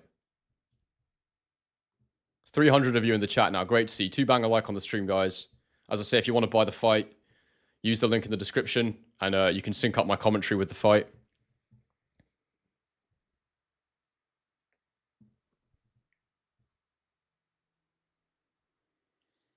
Ooh, here we go. I'm excited now to watch it. And, you know, I don't have any personal care for who wins it other than the fact I've studied it a lot and I've made a prediction. And you kind of hope that you've seen things right. That's what really intrigues me when I'm watching these fights, because you think about them a lot. But I am feeling excited now. And it looks like they have sold out Tottenham Hotspur as well. It looks really full. But apparently Turkey did give 2,000 free tickets away to London black cab drivers.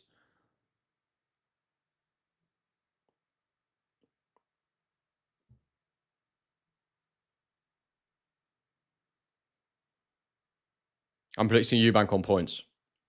It's an easy prediction to make, but my main prediction is that he does it easier.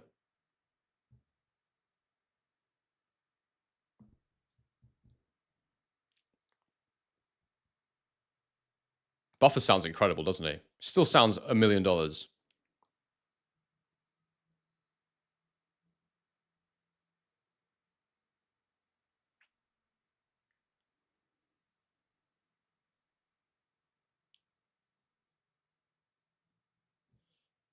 Conor Benn on his way to the ring. Let's watch this ring walk.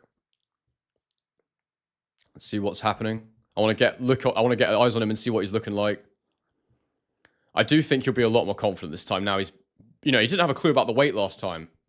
I'm intrigued to see what he does. Look calm, but you can only read so much into it. Yeah, he looks relaxed. He'll be feeling very confident based on the fact that Eubank didn't really hurt him last time too badly.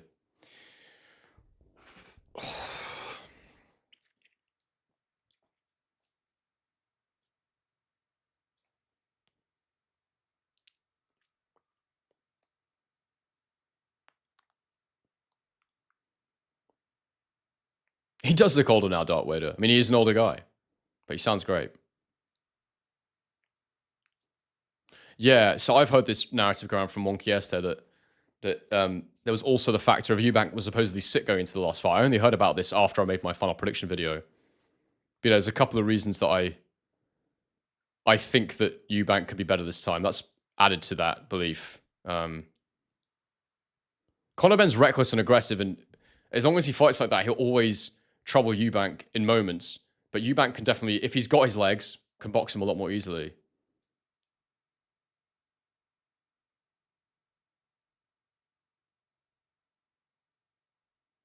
But we'll see. Maybe Ben will box for the first time in his career a lot better than he has done. I've never seen him box well. I've always seen him lunge. But I think it's that aggression that gives him a chance, really. So it's one of them. At some point, Conor Benn will run into a good fighter that can counterpunch really cleanly, and he's going to get, in my opinion, badly beaten. Like, do you think that Conor Benn would beat Jack Catterall? Genuinely? It's a good question. Do you think he would at 147?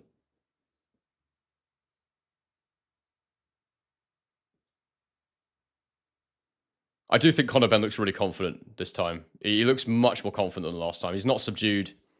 He looks energetic.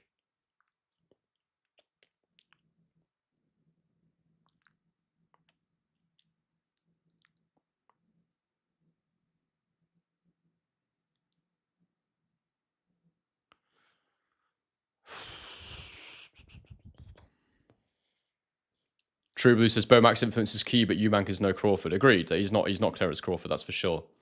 But I've already seen a Eubank fight with Bomack, and he looks a hell of a lot better.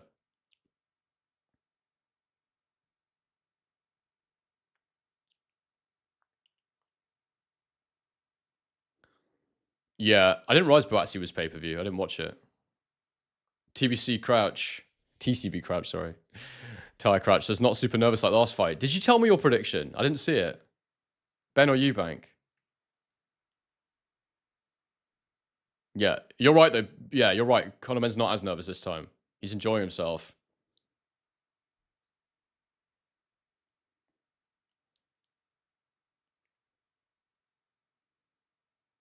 He does seem legitimately confident, like ready to go.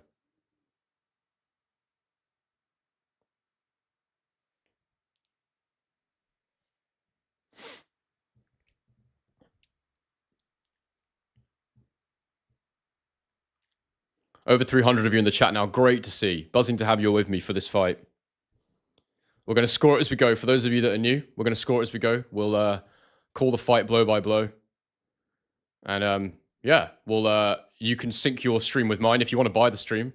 I've got a link in the description. Helps to support the channel. And yeah, you can sit with me, listen to my commentary while you watch it. And yeah.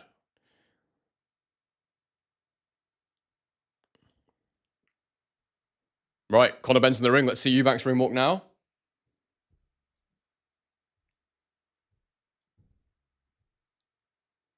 Conor Benn looks more confident, but it might not mean anything when they actually get in there. Conor Benn's more confident, but I think Eubank will be more composed this time, potentially. But I'm worried about the rehydration. I really am.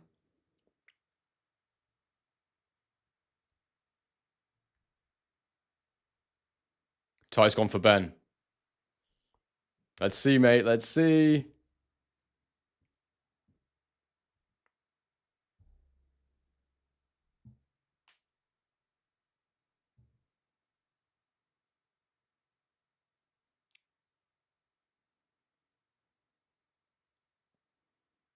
I wonder why Ben's so much more confident this time. Yes, he went 12 for Eubank and all that, but I wonder if he's done anything else to make himself feel confident. You always got to ask the question with Conor Benn.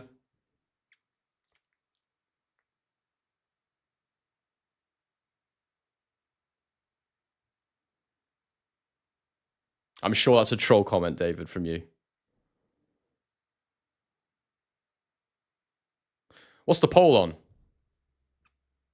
Oh, it's actually swung a little bit now. It was 75% Eubank earlier. Now it's 70% Eubank, 24% Ben. 6% of people think I've got the fix in for the draw.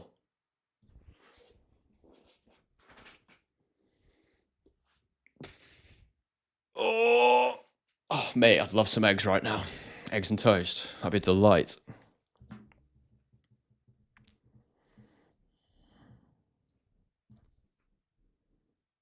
All right, it's time for Eubank.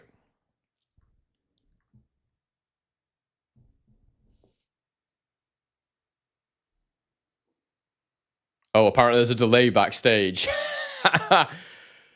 That's hilarious. So Eubank's going to make him wait. Yeah, there's a delay. If I was Eubank, I'd make him wait a while. Do you remember when David Haye did that to Klitschko? That's a great idea. Let Conor Benn burn some energy. Let him get a bit cold. I think that's smart. I would do the same thing. Oh, no. No, he is coming now. He's not holding off on it.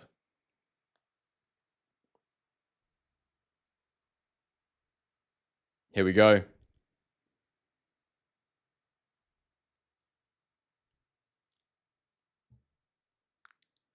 Josh, I feel the same, mate. The longer this goes, the more I'm thinking maybe Ben has a shot. Here comes Eubank. He's in an incredible fluffy white robe. Straight into Still Dre this time. Interesting. I've got Eubank on points, only one shares. But who knows? Who knows? There's so many intangibles with this fight. It's really hard to make an accurate prediction. When it comes to boxing skills and all that, matchups, style-wise, Eubank should be able to win. But there's so many other things that go into this fight. It's really hard to call it.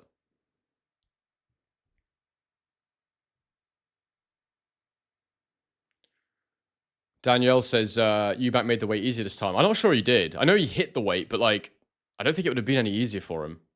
Unless he really was sick before the last fight. That would have made it harder. Who knows?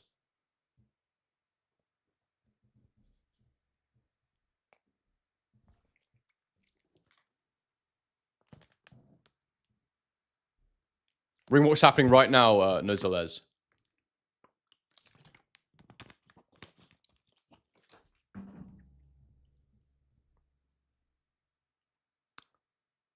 Interesting. He's coming out to many men. That's pretty cool.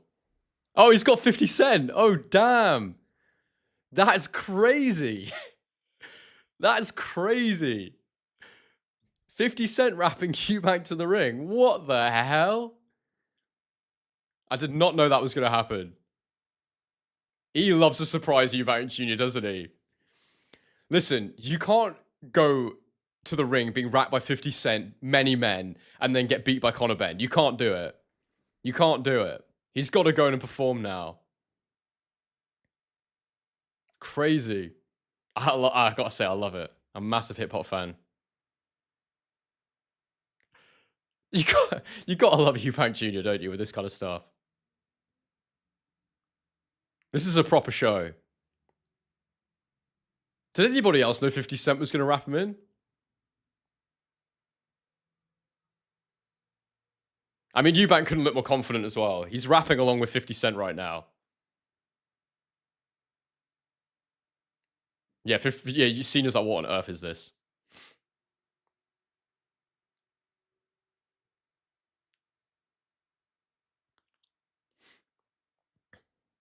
Eubank looks so confident. So composed.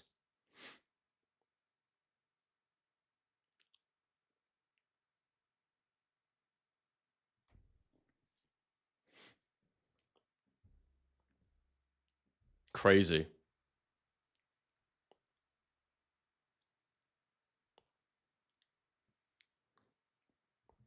Got 350 of you in the chat, which I love. Great to have you all with me for this fight.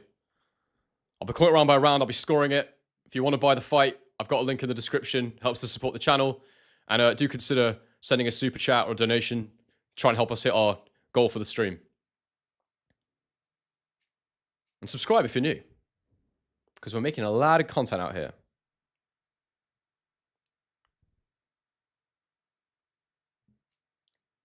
Be nice to hit 20. I won't hit 21 on this stream. We're at 20,873 right now. So we won't do 21K just yet, but a bit of a grind the last couple of weeks, actually. The growth slowed a little bit, but that's how it is. Lucky it's not Drake, says Joe Louis. Yeah, indeed. The Drake curse.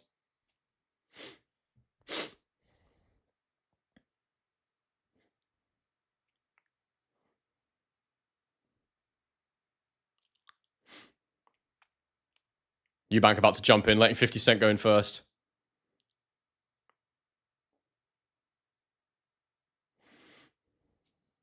Conor Benn does look a bit more nervous now to me. Little bit. Here comes Eubank. Oh, he's in. The camera cut before he jumped over the ropes. That was rubbish. Gareth Morris says, subscribed a while back. Not really watched her, if I'm honest. Fair enough. I don't know how to get you to watch more, but you know, maybe just give it a try. Or maybe my channel's not for you. I don't know. But fair play, mate. We got you here now. That's the main thing.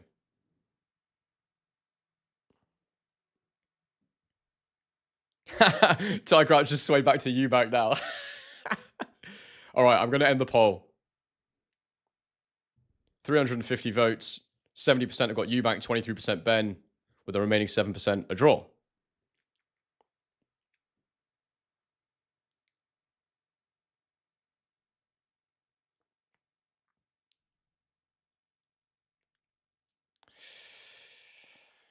Whew.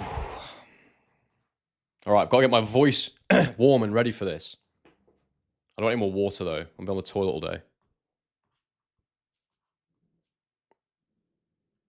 Joe Louis got a draw.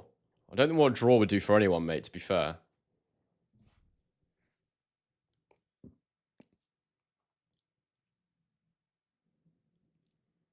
Here we go. Silverama, big up, mate. Good to have you.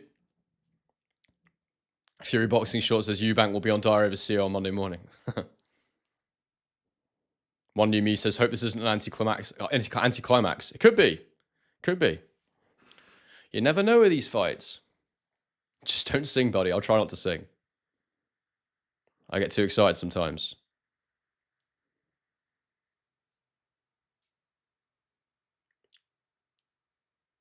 Bomax talking to Eubank. I mean, Gareth Morris, a draw sets up a third payday. I mean, a win and a draw for Eubank. I don't really feel like he would... I don't know. I just feel like a draw. If you're going to... There's no premeditation with this stuff, I don't think. Ryan Hanks, hope I sings. Sings? Hope I sing.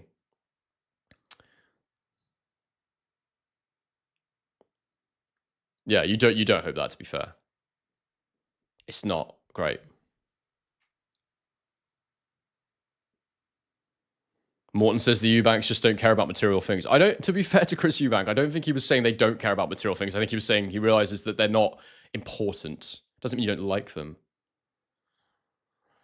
Henry, I feel like you are a singer. Jeez, from Vamsey. Your feelings are misleading you, my friend.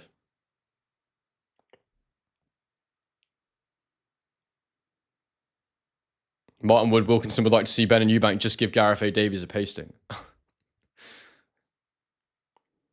Can Ben do it for the family, or are we waiting for the grandkids to sort it out? Mate, I think we might be waiting for the grandkids, but we'll see.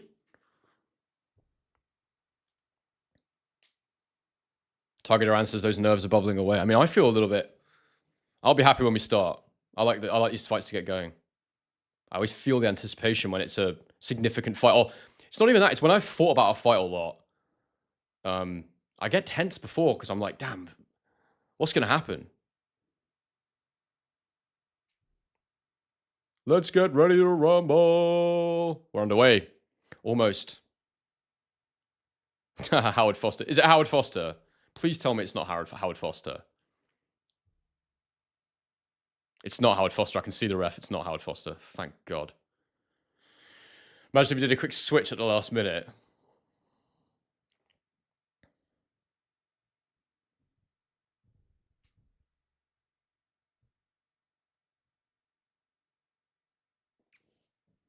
We're almost there, people.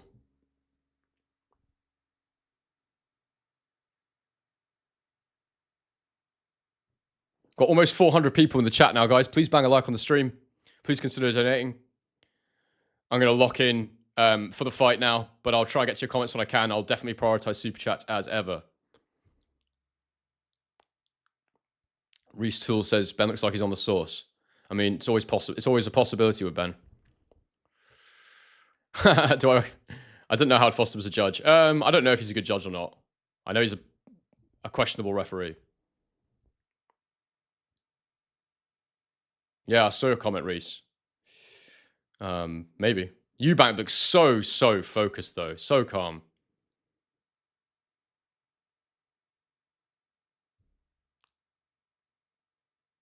Eubank steps to the middle of the ring. So does Conor Benn.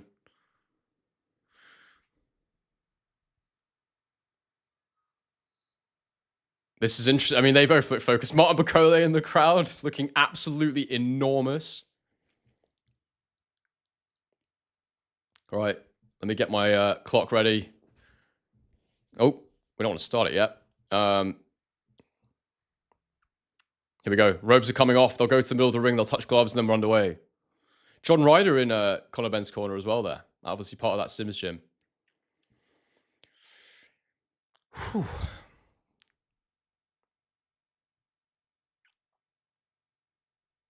What does Senior have in his bag? I don't know, mate.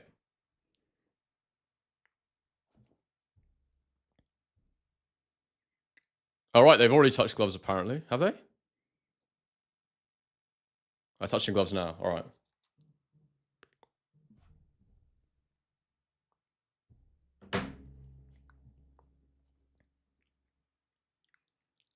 I want to see Eubank now. He's fully rehydrated as well. All right, they're being read their instructions by the ref.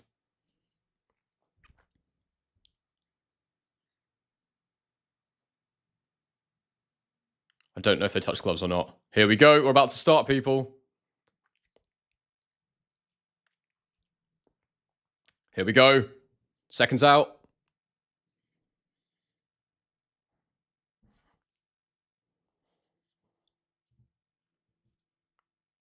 Eubank looks very lean. Very lean.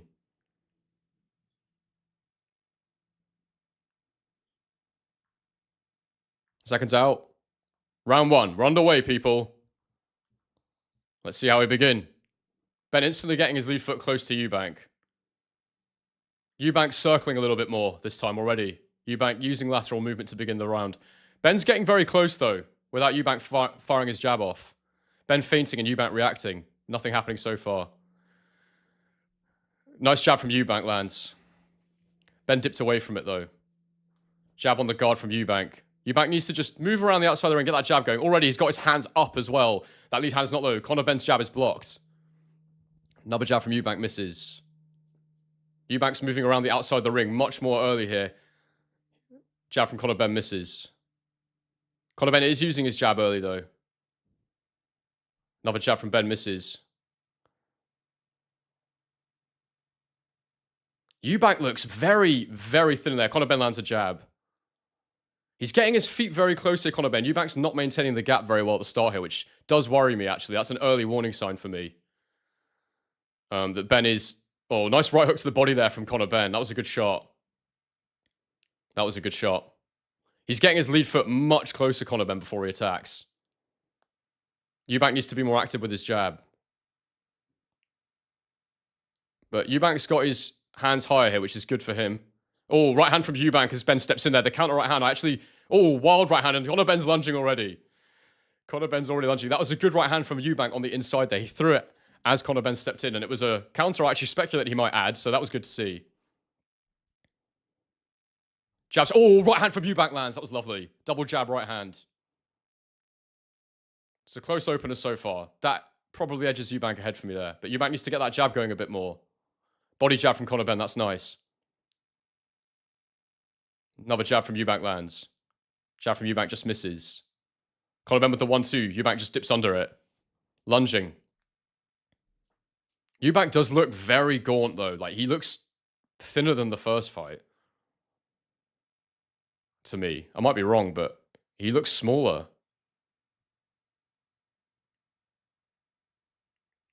Jab from Eubank. Double jab from Eubank. Another jab from Eubank.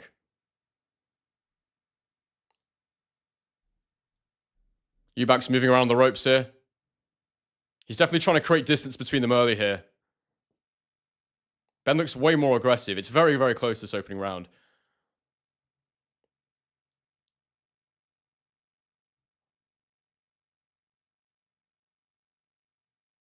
Benn feinting nicely. Jab from Eubank. That was nice.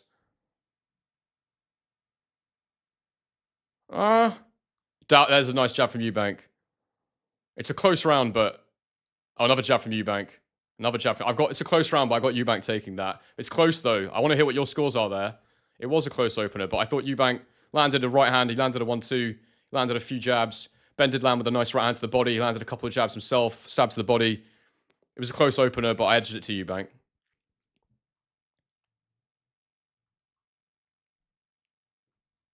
Very close opener, though. I could see why people would score that for... That Bomax telling Eubank to keep stepping. Don't stand static. Yeah, I agree with that feedback for sure. It was a close opener, guys. You could score it either way, I do think.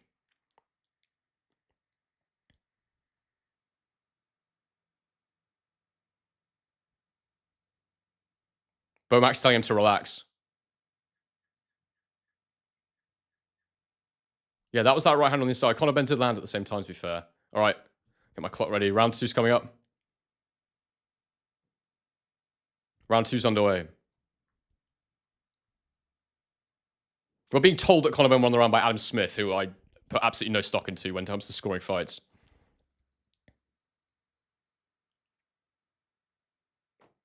Both feinting, and then they end up clinching as Ben chucks over and Eubank dips under it. There's a lot of that with Eubank dipping underneath Ben's work. Jab from Eubank. Ben's getting really low. That's a nice 1-2 there from Eubank. Another jab from Eubank lands. Eubank's... Oh, nice right hand from Eubank. He looks sharper, actually. He looks so thin, Eubank, though.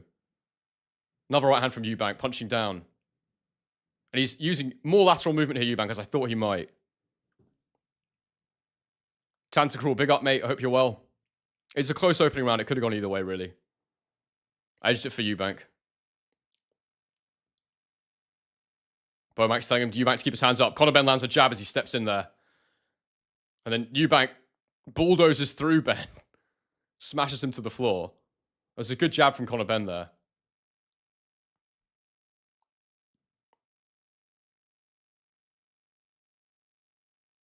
He's already grabbed them and is telling them off. He's taking too long. Come on, mate. It wasn't that bad. Just get on with it.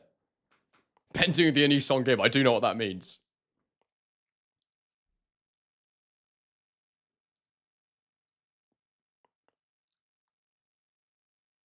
Yeah, Ben's boxing all right here at the opener. He's much more composed. He's getting much closer before he works. I didn't think he'd be able to. There's a nice 1-2 to the body from Eubank. I thought that Eubank would pick him off with the jab as he stayed in range there, but... Oh, body hooks from Ben are nice there. That was good. That body work's important for Conor Benn. This is a Conor Benn round right now for me at the halfway mark. Jab from Ben lands. Eubank's timing is not there at all. Double jab from Eubank. Another jab from Eubank. Double jab from Eubank. Ben steps backwards. Ben lands a jab. Eubank is a 1-2 from Ben lands. Eubank is not blocking anything right now with that guard. Yeah, Eubank looks like a freaking skeleton in there.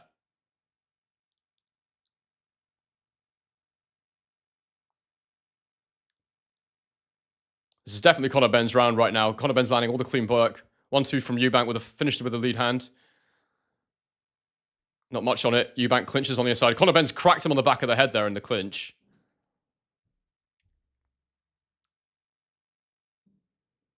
Another jab from Ben. Double jab from Eubank. Nothing landing. Ben's doing a really good job of just moving away when Eubank jabs. But Eubank's doing a poor job of timing Ben when he steps in. Another jab from Ben lands.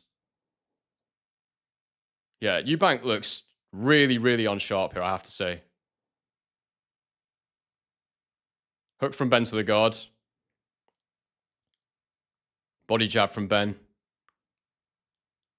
They've got to make some adjustments in Eubank's corner because this is not double jab from Eubank's good. Oh, lead hook from Eubank just misses. That's a Conor Benn round for sure. For sure. He looked much, much better there.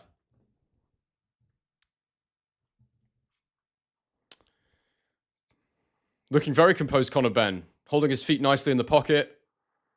Eubank's not maintaining the gap between them well. I'm really not impressed with Eubank so far.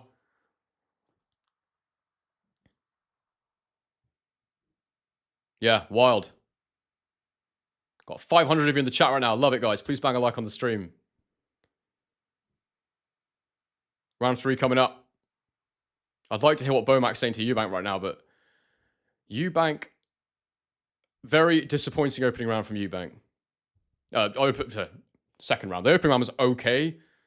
Round 2, much worse. No timing, no sharpness. Round 3. We're underway. The referee's told him to stop boxing right off the bat there. I don't know what's going on. Anyway.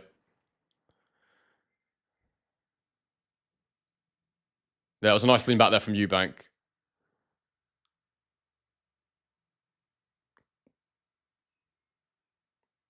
Referee's telling them to stop boxing. Conor Benn shoving his forearm in his face while he's saying stop boxing. Eubank's got to be way sharper with his lead. Way, way sharper.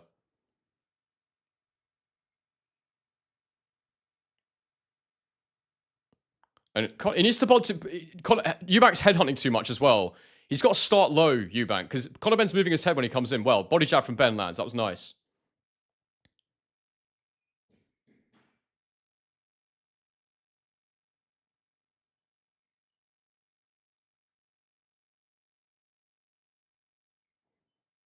Might be that Eubank needs to try and push Conor Benn back a bit earlier in this one. I don't know if Conor Benn can box on the back foot. I thought that Eubank should be on the back foot himself, but his counters are just not there right now. Body jab from Ben lands again. In and out so fast. Eubank's got to rip him low. Double jab to the body from Eubank lands. First really effective shot of the round for Eubank there.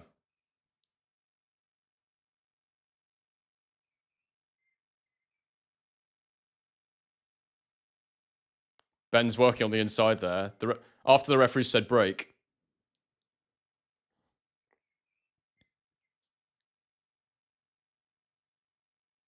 Jab from Eubank misses. Lands a right hand to the side of Conor Benn's head there. That was a good shot.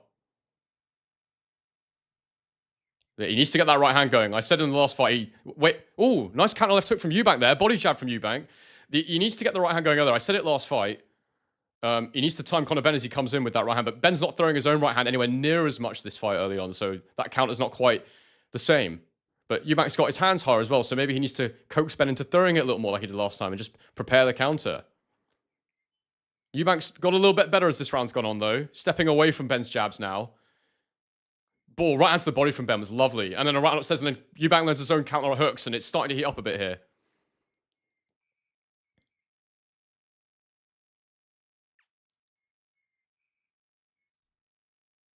Body jab from Eubank there lands. It's another close round. Oh, counter left hook from Eubank. Lovely shot. Lovely shot. What? They said that was nice work for Conor Benn. Eubank caught him with a lovely counter left hook. That was lovely. Adam Smith is full of... Oh, whatever. Anyways, keep going. It's a close round, like, really close round. Like, I'd say even for punches landed. Oh, jab from Eubank lands. Oh, which way do I land?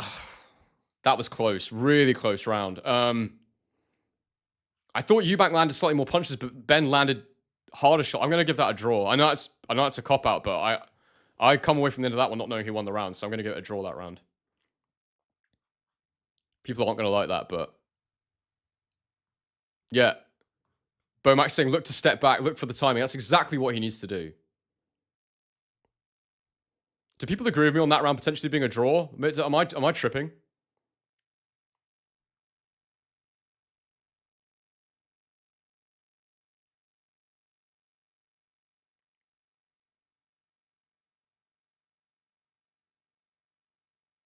Martin Woodwalkers has got 2 on Ben.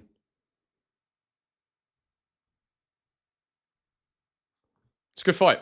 Round 4 coming up. It's underway. Let's see how we go here. Eubank looking sharper at the end of that round, I thought. Ben started it better. Eubank needs to jab lower. Ben is dipping under all of it. Double jab Eubank. The second jab half landed. Conor Benn with a wild left hook. That was smart, actually. He feinted and got Eubank to dip down. Oh, now they're scrapping on the inside. Eubank piles forward. The referee keeps telling him to break and stop boxing, but they keep fighting when he says breaks. They've got to protect themselves in those moments. Eubank is definitely trying to... Oh, a nice jab from Eubank as Ben steps in. Yeah, you can score draws in rounds. It's not common, but you can do it. Oh, 1-2 for Ben lands. That was lovely. Eubank rolled with the shot, but it was a good right hand from Ben. Right hand to the body from Ben lands. It was nice from Ben because he put a jab on it first, which was good. Set it up better than if he just chucked it single, which is what he did last fight.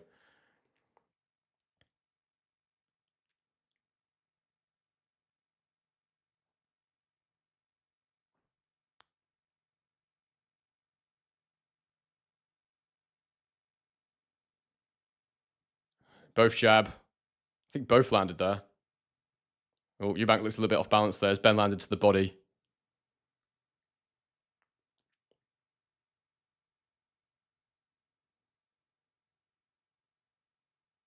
Cat left from Eubank. Ben just dips under it. Oh, right hand from Eubank. From Ben there. Eubank lands a left hook to the body.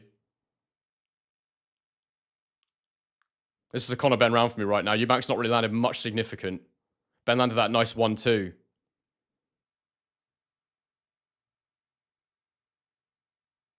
Jab from Ben just misses. Bomack's yelling something, but I can't hear what he's saying. Eubank's holding his feet too much as well. Like, he's just standing there for Ben to... Like, he's there, but he's there waiting to accept Ben's work. Oh, right, single right hand from Eubank. Then the cat left hook lands. That was nice. Ben throws a right hand that Eubank dips under. Eubank is starting to find the counters. He's got his timing a little bit better. Jab from Eubank. It's a close round. Body jab from Eubank lands. It's a close round again. It's a really close round.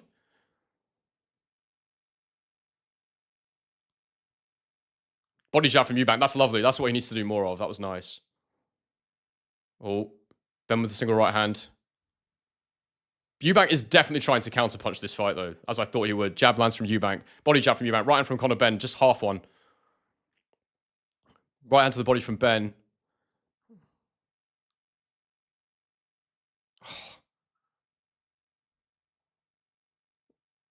Oh, jab from Eubank lands. It's close. They're saying that Eubank's waiting too long, but they are landing a similar amount of shots. I did think that Conor Benn edged that round. Edged it, but it's close. Yeah. Eubank's not waiting too long. It's just that he's not timing Conor Benn because Conor Benn's attacking from much closer than he was last time.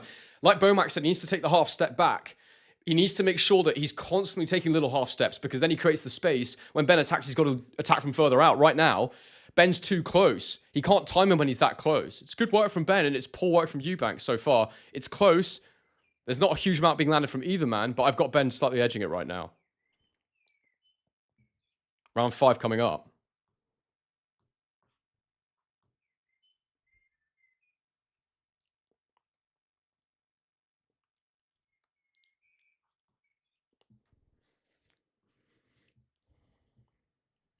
Round 5.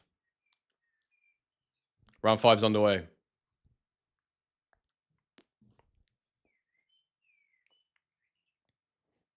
Double body jab from Eubank to start the round. Lands. He's Bomack calling for more speed from Eubank. He's saying put more speed on it. I think when Ben is that close, Eubank can throw combinations as a jab to the head from Eubank. Eubank can put combinations together when Ben's that close. Triple jab from Eubank. That was nice. It's a much better start to the round for Eubank. Way more active with his jab this time. Oh, there's a nice jab from Eubank that lands. He jabbed the first one, the second one, right into the body from Ben. He's definitely changing up the trajectory of that right hand as I suggested he might.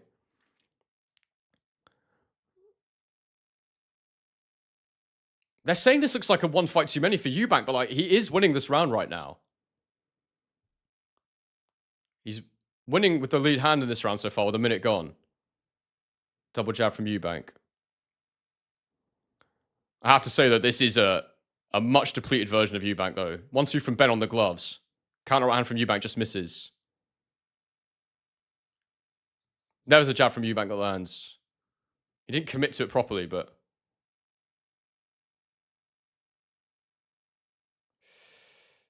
Jab from Conor Benn lands. That was good.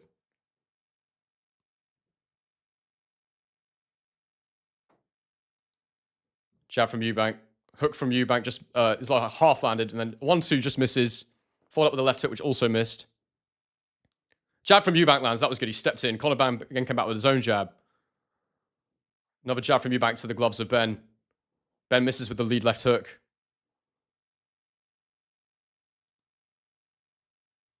Lead left hook from Eubank misses. That's really low from Conor Benn. That's hit him on the leg. Then fires a jab and misses. Throws a 1-2. I think the 2 just landed to the body. Eubank sort of stumbles. I don't think he was hurt, but he looks off balance weirdly. Eubank's really not... But yeah, nice jab from Benn through the guard there. I've got Eubank up in this round by a few shots at the moment. But Chris Eubank Jr.'s work just doesn't look effective, really. It looks light. He looks light. I mean, he doesn't look... He looks so thin in there. Blocked. Jab from Conor Benn gets blocked. Counter jab for Eubank lands. And then a jab from Conor Benn lands. It's a very fiddly fight so far. 1-2 from Benn to the guard. And then counter right uppercut from Eubank. Benn lands his own right hand. Then a little hook. They're close exchanges, that. It's pretty even in that exchange there.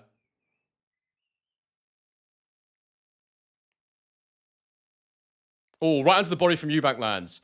I wonder if Eubank's going to start walking him down a little bit.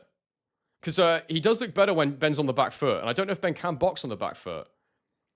I'm giving that round to Eubank. He landed more shots. He landed more lead hands. And in the close exchanges, they were both hitting each other. So it's a Eubank round for me. Just landed... Just with the lead hand. That was how he got it last time. He just controlled him with the lead hand.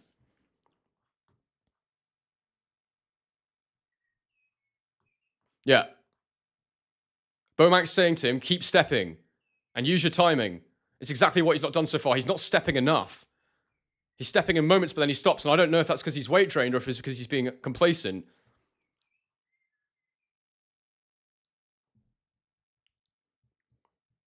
What's everyone scoring this right now? I got it all tied after 5 rounds because I scored round 3 a draw.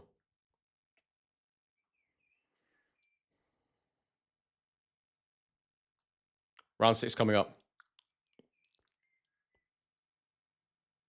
Round 6 is underway.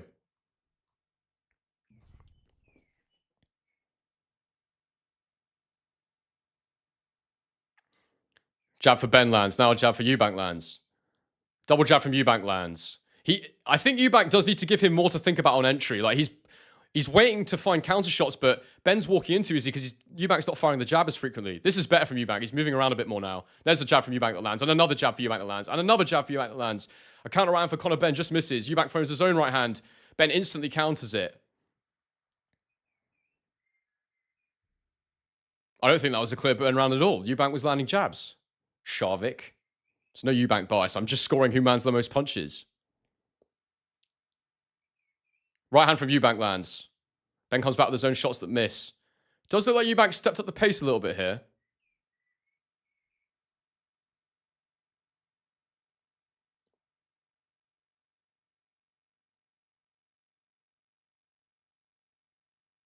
Oh, right hook to the body from Benn lands. That's a nice shot. I mean, I don't want to see a trilogy, whatever the result of this is. Eubank needs to get the hell away from this weight or retire. I think he's done. Really.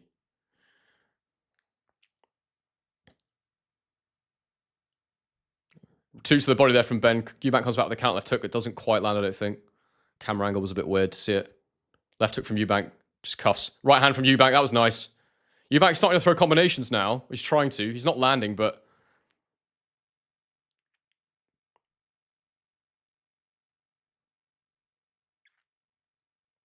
I still think this is a very close fight. It's very cagey. Ben's landing more powerful punches, but they're landing a similar amount of shots. 1 minute to go in the round. I've got Eubank winning this round. Body jab from Eubank. Ben hasn't really hit him this round. He landed a jab, and that's about it. Another jab from Eubank lands. Another jab from Eubank. Jab from Benn. Right hook, left hook to the body there from Benn as Eubank exits. That was nice. Benn pushes Eubank's head down. Timeout.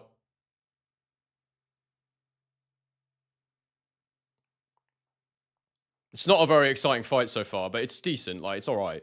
You feel like it could explode at any moment because of the first fight. Counter left hook from Eubank didn't quite land. I mean, I still think Eubank's winning this round. So, right hand for Conor Benn. Just lands. Juno sort of dip with it. Jab from Conor Benn. Last 30 seconds in the round. That makes the round more interesting for Conor Benn landing that right hand. Jab from Conor Benn misses.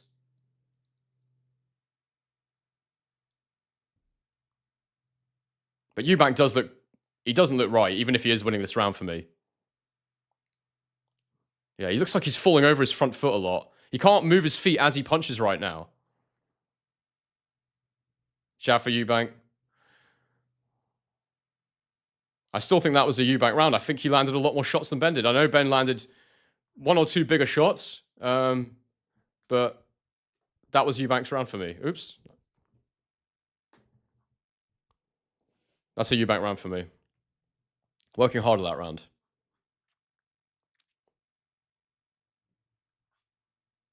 I thought Eubank would try and make this easier, but he's yeah, it's tough. He's not countering well.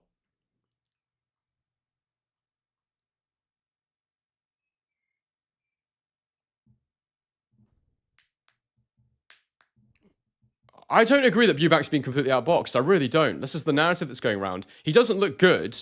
He doesn't look particularly effective, but he is still outlanding Conor Benn for me in some of those rounds. Ben needs to get more aggressive. I think Eubank's there for the taking if he goes for it. Round 7 is underway.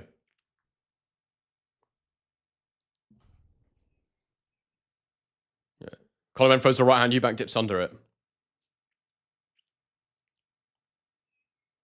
Aggression and more powerful punches matter, but only when, you're not massively being outpunched. And I felt Eubank was landing quite a lot more jabs in that round, personally. Lead hand from Eubank, right hand just misses. Left hook from Eubank lands. Ben throws a left hook and it's blocked by Eubank. Right hand from Eubank on the inside. Right hook from Eubank, Ben to the body on the inside. Right hand from Eubank lands. Another right hand from Eubank lands. I'm literally calling these punches that are landing. And everyone's saying Eubank's getting outboxed massively right now. And whilst Ben looks stronger, he looks fitter, he's more effective when he throws, Eubank is still outlanding him right now. 2 from Ben's blocked. Then hooks to the body from Eubank. And then Eubank lands his own hooks on the inside. They both landed 2 hooks there. Eubank's were to the head, Ben's were to the body. Right hand to the body from Ben. Ben needs to throw that more. It's landing every time he throws it. Hooks from Eubank are blocked. Eubank's starting to turn it up here. He's trying harder now. Daily Disruption, big up, mate. Appreciate it. You wonder what I'm watching, Henry? Well, when I call a shot that lands, if you watch me at the same time, it's landing. There's no Eubank bias. I'm calling the shots that are landing.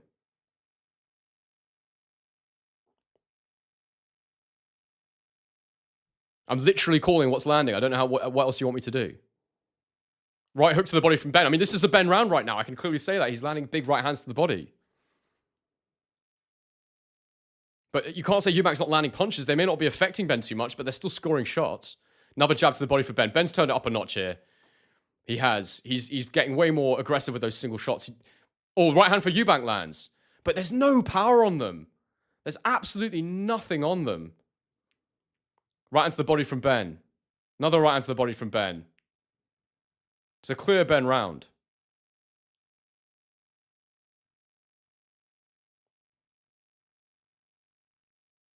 Jab to the body from Eubank.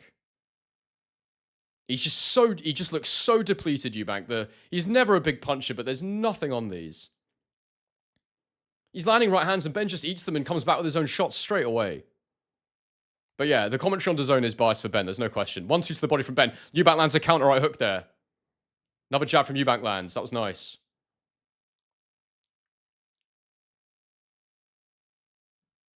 I am calling the clean punches that land, Esso. I don't like Esso live and direct. I don't know what you want me to say. And some of Ben's are more effective when they're 1-2 from Ben lands. Beautiful 1-2. And a right hand. That's hurt Eubank. For sure. Eubank's jabbing. He's nodding to say well done. But that was a big right hand from Conor Benn. Really big. And he hurt Eubank for sure. That's a big Conor Benn round for me. Conor Benn's giving him stick in the middle of the ring. An utterly aggressive character. But that is definitely Conor Benn's round. I've got it all level after 7. What's Bomac saying? He's saying you've got to pick it up.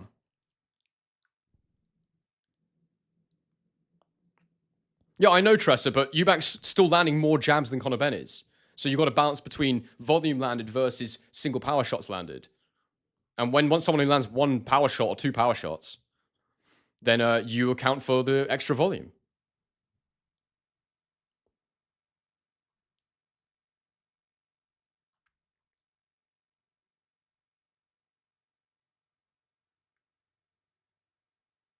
Yeah, power is part of my scoring.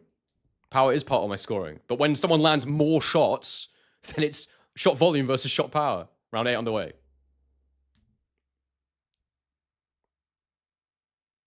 All right, let's see. Ben will be feeling it now. He looks so strong. Jab from Ben lands. Another jab for Ben lands.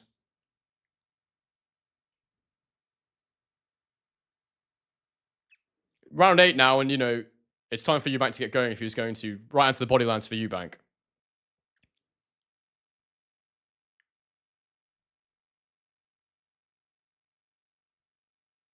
One, two from Ben. Eubank steps back, fires a counter uppercut, which misses. Then Ben fired his own counter.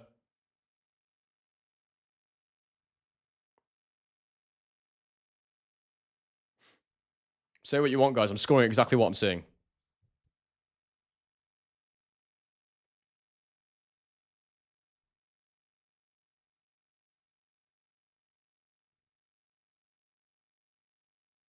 Jab from Eubank, half lands. Right hand from Eubank lands, but it's glancing. Ben's rolling with it. Right hand from Ben totally misses. 1, 2, 3 from Ben. He finished with that left hook there, which was good.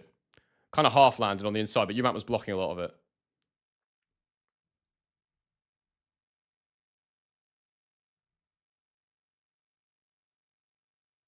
Body, right hand to the body from Ben lands. Lovely. Straight right. Conor Benn boxing well this round. Another jab to the body from Ben lands. Eubank's just got nothing on his punches, man. Ben's not bothered by him at all. Lead left hook from Eubank misses. 1, 2 from Ben lands. Finish with the left hook. Eubank spat his gum shield out. They clinch.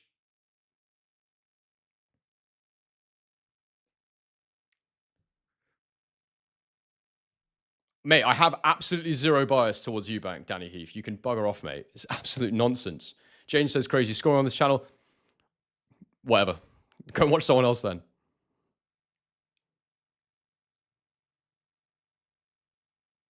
Double jab from Eubank misses. Body jab to the body from Ben.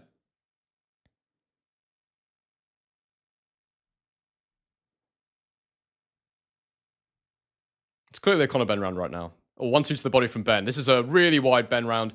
Eubank doesn't look like he's got anything to offer right now. There's no power in his shots. He's fiddling his way with the jab occasionally. 1, 2 from Eubank.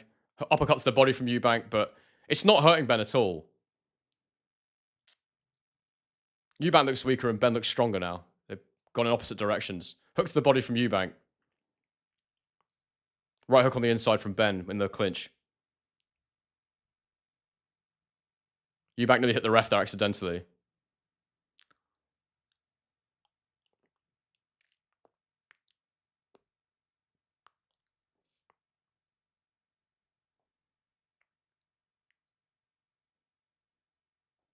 Right hand from Eubank. 2 right hands from Eubank land there, and he's gone crazy now, Eubank. And now he knows he's got to make it a war. He knows he's got to make it one. He's got to get close. Jab lands from Eubank. He's going to have to make this a war if he wants to win the fight, I think, because Ben's taking it over right now. I've got it's close, but it's only going one way at the minute.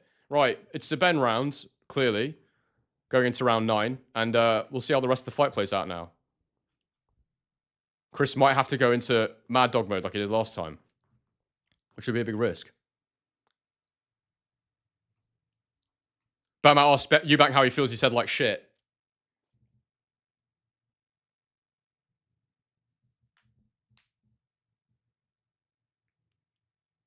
Bomax saying every time you get close, you got to let it go.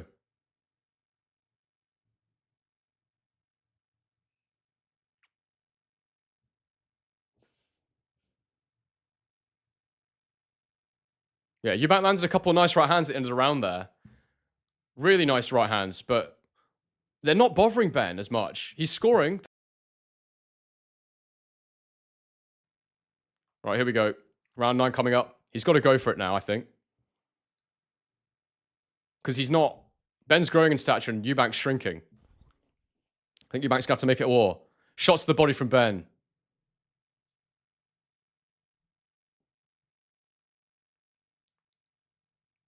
Eubank's using the lead hand a bit more now. He's still moving, looking for counter punches, but even when he does counter, there's just not enough on him to deter Conor Benn. Right into the body from Benn lands. Jab from Eubank lands. Oh, 1-2 from Eubank from Benn lands. That was a lovely 1-2, and Eubank is hurt there, for sure. Benn lands a jab as well there.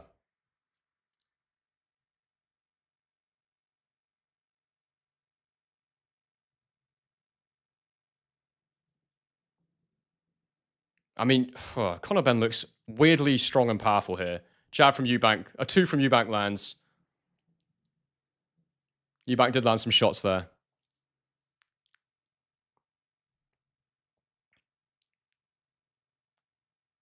One, 2 from Eubank, misses the 2. Benn just steps back in a straight line. 2 from Conor Benn over the top with the counter. Eubank's hands are dropping a little lower now as well, so there'll be more opportunities for Benn to land. He's got that lead hand really low now, Eubank, and that's a sign he's fatigued for me. He's really tired now, Eubank, I think. And he said he felt terrible in the corner, so he's going to have to make this a war if he wants to get it done, I think. If he wants to win these remaining rounds, he's going to have to get close like he did last time. Body jab from Benn lands. Oh, 1-2 lands again for Conor Benn. Wasn't as clean. Eubank was rolling with it, but... Oh, Ben's landed a left hook on the break there. But it's a clear Conor Benn round right now with the 1-2 he landed earlier. Very powerful. Jab from Eubank just misses. Jab from Benn lands. Jab to the body from Conor Benn. Eubank feints the right hand. Realizes it's not worth pulling it. Eubank I just don't think he's got the gas tank to follow up on his work. He gets Benn going backwards and he can't move with him. Benn with another 1-2, which Eubank blocks. Jab to the body from Benn. Another jab from Eubank. That one does land a little bit.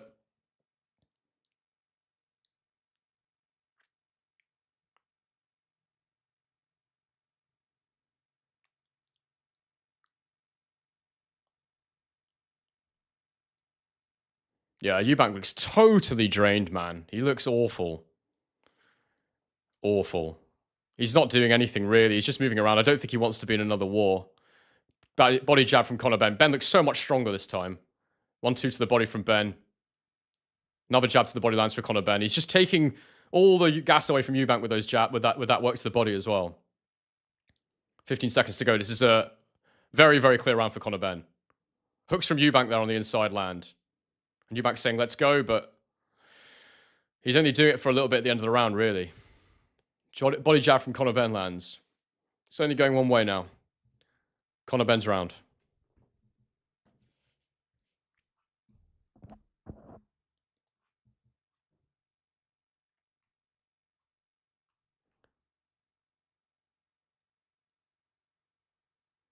Do consider donating to the stream, guys. Got a goal trying to hit as well.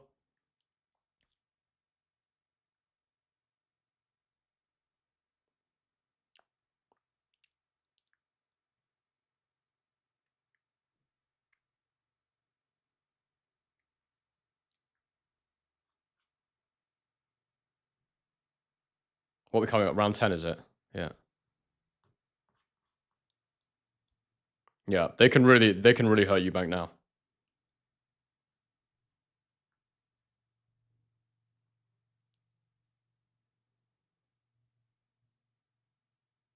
Round 10 underway.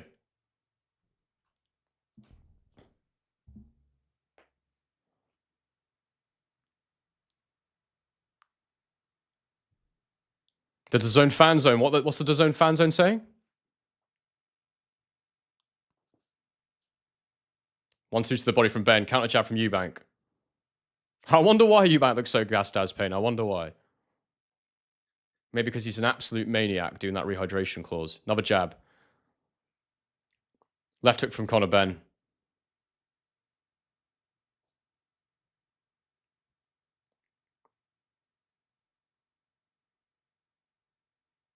So look, jabs thrown Eubank 177 to Benn's 172. You can't say Eubank's not been in the fight when he's thrown more jabs than Benn has, even if it's a close amount.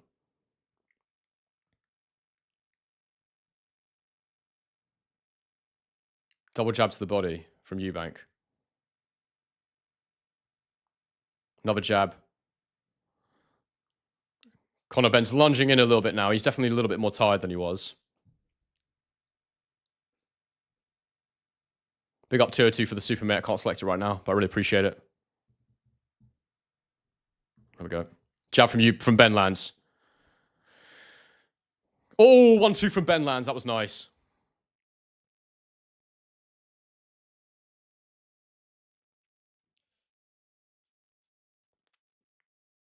Body jab from Eubank. There's nothing on it, though. Nothing to deter Ben from coming forward. That 2 to the body for Ben all night. And I said before the fight, he needed to change the trajectory of his right hand. And that 2 to the body was lovely. And then a left hook upstairs. 3-punch combo from Ben. He just looks so much better than Eubank right now. So much stronger, so much faster. He's throwing in combination. He's holding his feet in the pocket. Eubank, I don't know what Eubank's waiting for now because he, it's been close, but there's a jab from Ben that lands. He's just getting outboxed. I just don't think he's got anything in the tank to go through the motions. TB, thank you for the super chat. I'll explain the rehydration clause at the end of the round. 1-2, counter right uppercut from Eubank. Jab from Ben. Right hand to the body from Ben lands.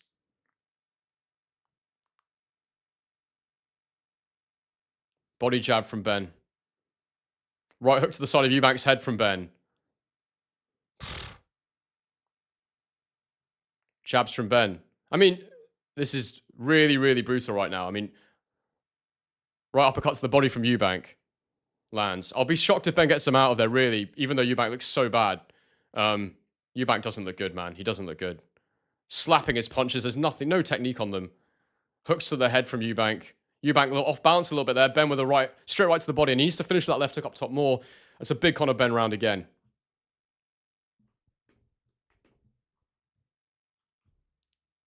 Conor Benn running away with it at the minute.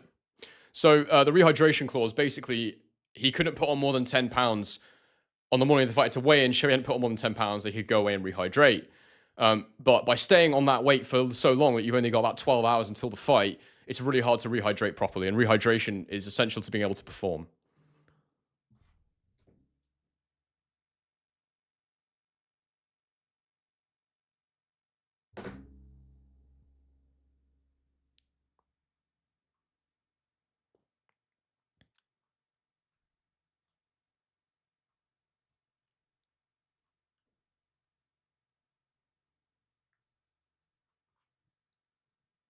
Round 11 coming up.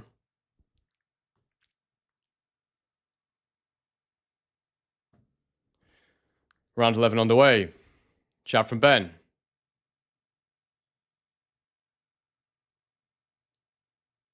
Right hook from Eubank to the head. Body jab from Ben. Saying I look pissed off. Lead hand from Ben. I'm disappointed with Eubank's performance, but I'm not annoyed about that. I'm slightly irritated at some of the comments questioning my bias. It's not a thing. I don't care who wins. I just want to. I try and call the fight correctly. Right hand for Eubank, nothing on it.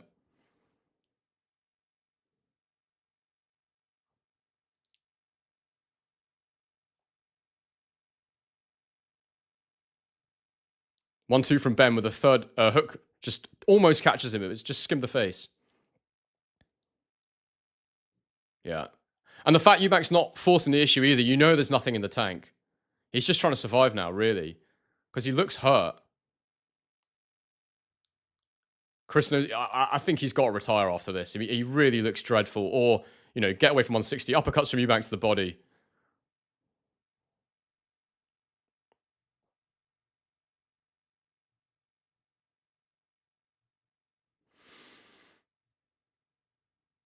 Jab from Ben.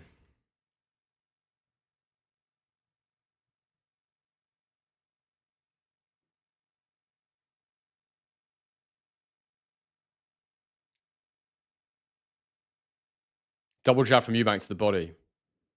Not much on it, though. Counter jab from Eubank. That was good. Oh, 1-2 for Ben lands. Nice 2.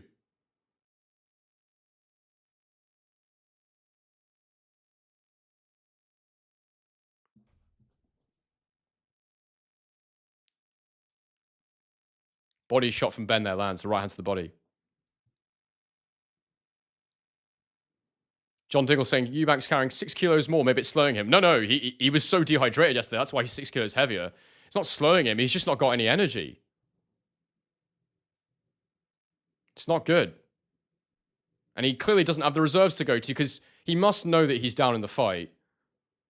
Thank you for the Super 202. I don't know. I don't think it's people deliberately being inflammatory. I think people actually think I'm being biased, which is irritating. But it's fine. Body jab from Benn lands. It's a dreadful, dreadful performance from Eubank. Eubank just falls over.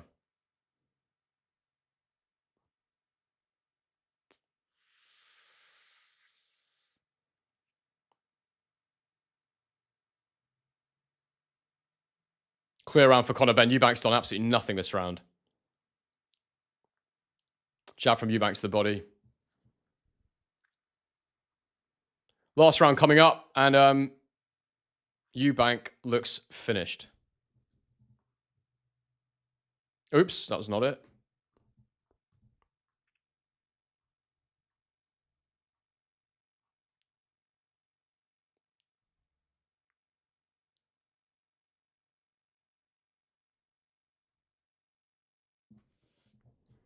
Why is being called biased such a bad thing? Because the whole point of this channel is to be objective. I don't have any bias to the fighters. I don't support them. I try and call the fights as I see them. I try and predict them, and then I will tell you what's happening. I won't ever lie to you because I want someone to win.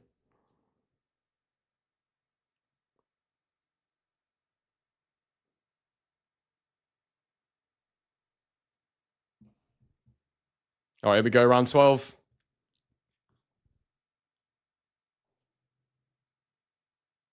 We're underway. And Eubank looks absolutely exhausted going into round 12. He's throwing the right hand. There's nothing on it. He's slapping it. Benn looks powerful, and he's not really had much to deal with. Bomac's not made any improvement. Double jab to the body from Eubank. Left hook from Eubank. Eubank hasn't got the energy to stop Benn. He doesn't.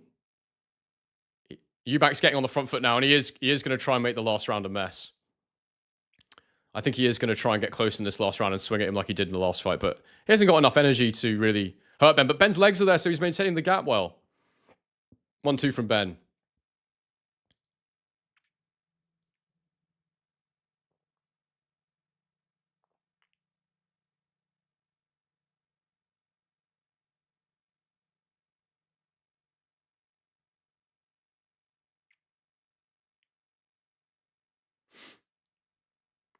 Oh dear. Right hand from Eubank totally misses. Shocking. Nothing super clean landed yet this round for either man, but oh, there's a jab for Eubank that lands. Benn lands some hooks to the body. They were nice.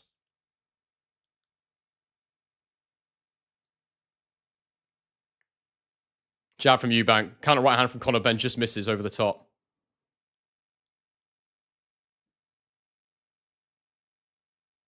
Oh, nice counter right hook from Eubank. Actually shook Benn a little bit there, but he's fine. Eubank tried to follow up and totally missed. Benn just skips away.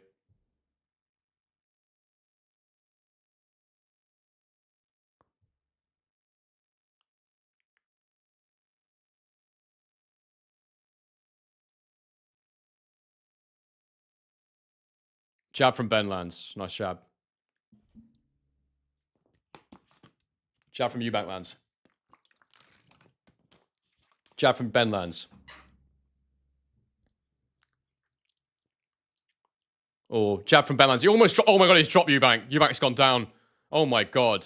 He's jumped straight up, but that was exactly like the Liam Smith one. There's 45 seconds to go in the round, and I think Conor Benn might get the late stoppage here.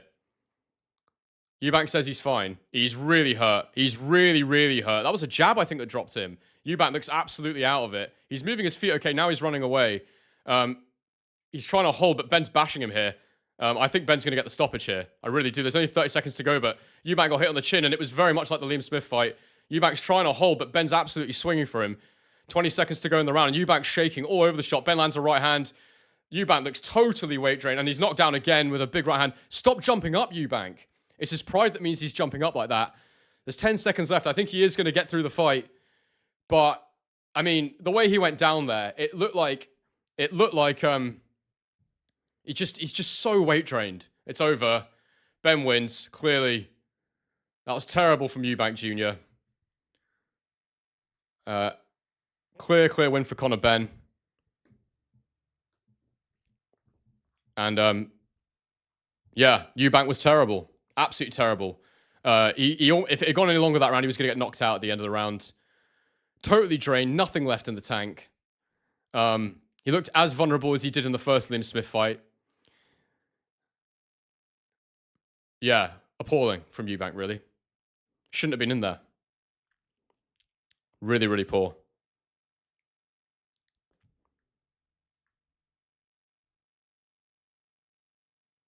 Yeah, that was poor from Eubank. Benn was good, but he wasn't as reckless this time, Conor Benn.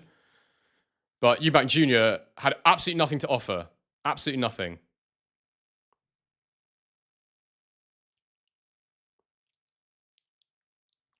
And if you think that was the Chris Eubank Jr., then you're absolutely deluded because he had nothing. He had absolutely nothing. I think he may retire on the spot. I wouldn't be surprised at all if he does.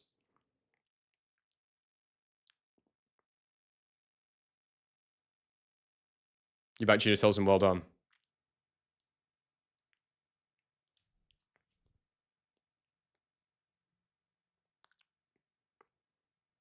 I'd love to know what Eubank's saying to him right now. Show him some respect, I think. Give him a hug. There's respect between the two of them, so that's nice. But that was poor.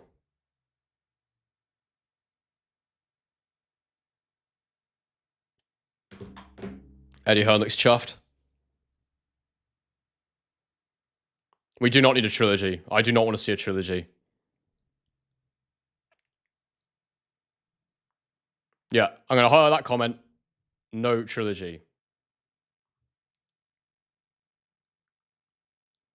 Ben was definitely better, though. He was much more disciplined. Held his feet much better. He used the right hand to the body lovely. It was a jab that dropped Eubank, you know. The right hand skimmed the side of his head. I don't think that was the one that did the damage. I think it was the jab. Or maybe it did land. I need to see it again, the other angle. Here it is. Oh, yeah, he did skim his temple, yeah.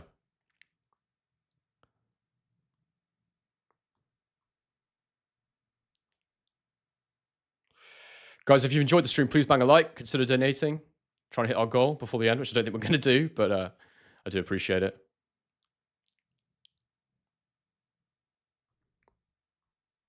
Let's wait and see what the scorecards are. I'm intrigued.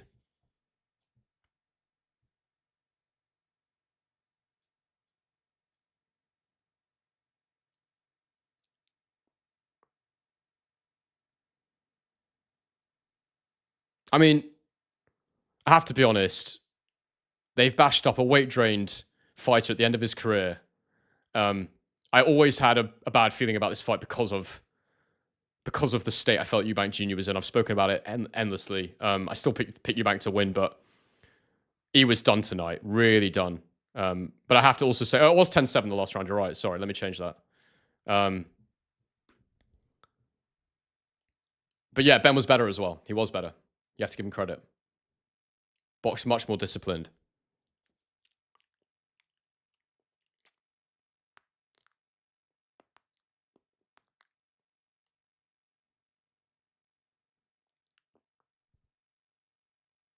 He did look bigger and stronger this fight as well, Ben, but I don't know if that's just because Eubank looked even smaller.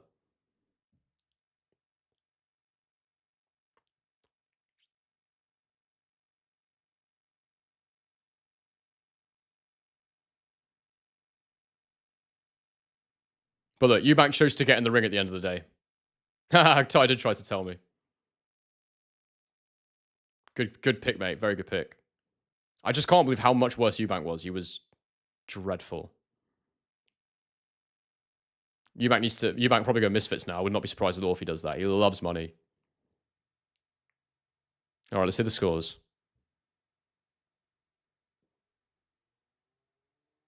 119, 107. 116, 110. 118, 108. So yeah, my card was right between those two for all those people that thought I was being biased.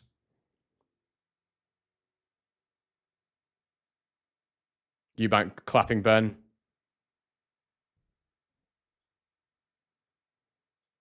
Yeah, you wouldn't be surprised if Ben was back on the juice. You really wouldn't.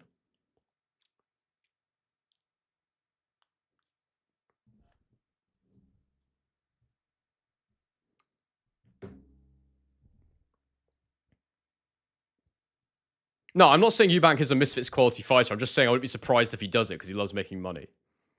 And he's clearly done as a top level professional.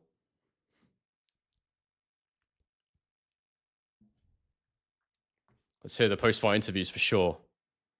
For sure, we need to hear those post fight interviews.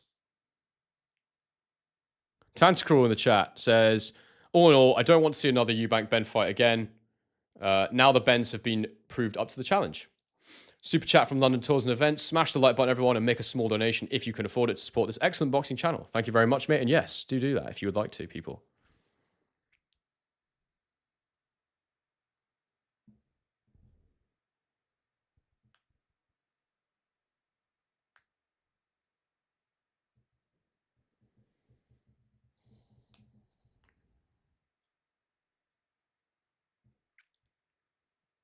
Let's hear Ben being interviewed.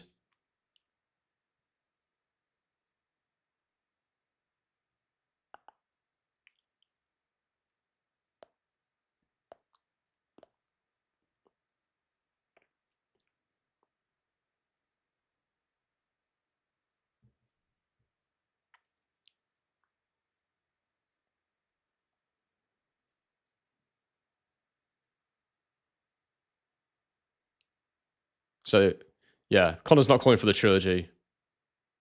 Oh, thank you for the super, bro. Add Ben with the 10. Really appreciate that, mate. Huge. Thank you. $40 off that stream goal. We might hit it. Maybe.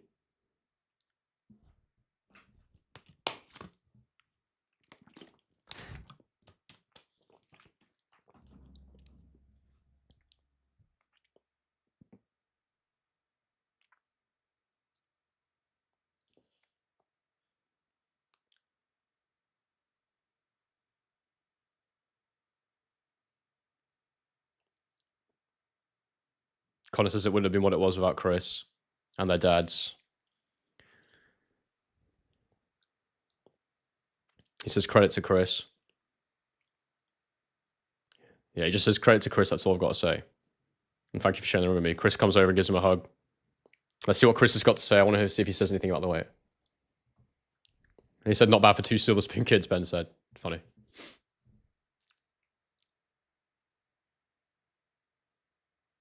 Yeah. Let's see.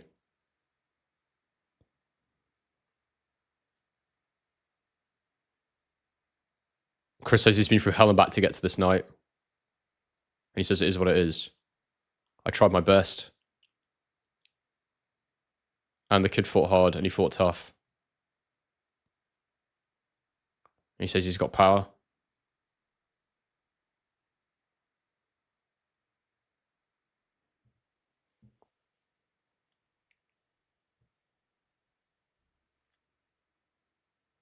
Eubank just said he was the best man tonight. As in Conor Benn, not him.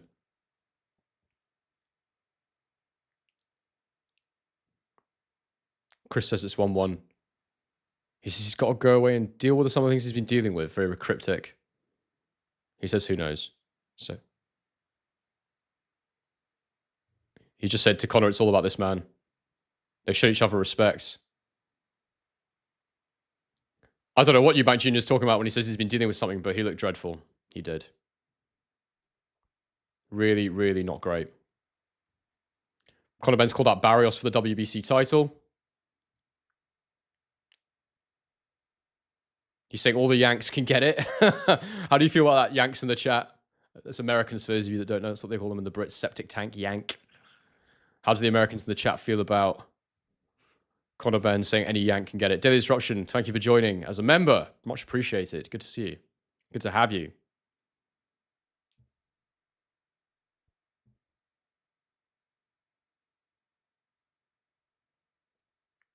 Yeah, there's no way that fight happens again.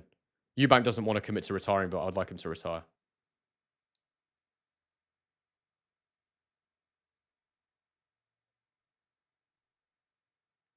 Big up Fury Boxing Shorts. No worries, mate. No worries for the stream. Guys, do you want There's 460 of you in here right now. I will be releasing on Sunday morning my full reaction video. Do you want a quick reaction now and my full video that's got all the editing and everything, or do you want both? I never really know if I should just stream after like this, or if I should get off as quick as I can. I know some channels make an instant reaction. I've done it before, but I always feel like they don't really hit that well. I feel like the best thing to do is to go and make my video the next day. Because it's morning now for me in Australia, so I spend the rest of the day making my video, put my thoughts together, editing it, and then it'll be out 9 a.m. In the morning in the UK. But get your questions in, guys. Get your supers in. Thank you very much for the 2 Dufford Dragon's Bane. What a bloody name that is. Sensational. I'd still like to try and hit the stream goal if we can. I might try and stick around if we can hit that. That'd be nice. People want both. Both. Do you know what I'll do? I might just stay on for a bit. Rather than doing a reaction video. I'd rather take my time and do it properly. Mate, thank you for the 5, Matt Marish. Big up every time, mate. Legend. Bring on next week now. Please no third fight after this. Great night, Henry. Will you do any videos for next week? I will do videos for next week. I don't think I can go as detailed as I normally do with the tactics and that, but I'll study it and then I will do it if I have time. But I do need to have a look at those fights. I've not had time yet because I've been working pretty hard. So yeah, I need to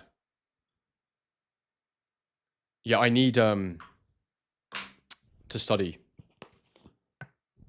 the Anthony Yard against Benavidez fight. I need to decide if I think Yard can actually do it. But I think my general thoughts on it are Yard early has a chance. After that, I think Benavidez should be able to outwork him. Nats, thank you for the 2. Much appreciated. I'm not happy at all, but great commentary, Henry. Well, I do my best. Thank you. Glad you were with me. We're $28 off the goal. I'll stay a bit longer. See if we can hit it. Another 2. Thank you, NTD. Great work as always. Thank you very much. Get Henry on the zone. Yeah, but then I wouldn't be here for you guys, would I? I was actually thinking, if anyone in here knows anyone at Tasman Fighters, I was considering going and doing something at the fight on the Gold Coast, which is coming up, the Hooney and the Opataya and all that fight on the same card. I was thinking about going to that, but yeah, we'll see. I don't know anyone at Tasman, so I wouldn't know how to get in touch, but that'd be fun.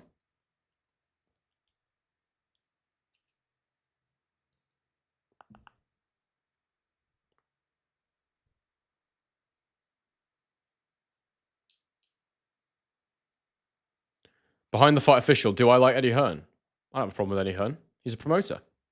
Does what he's supposed to do.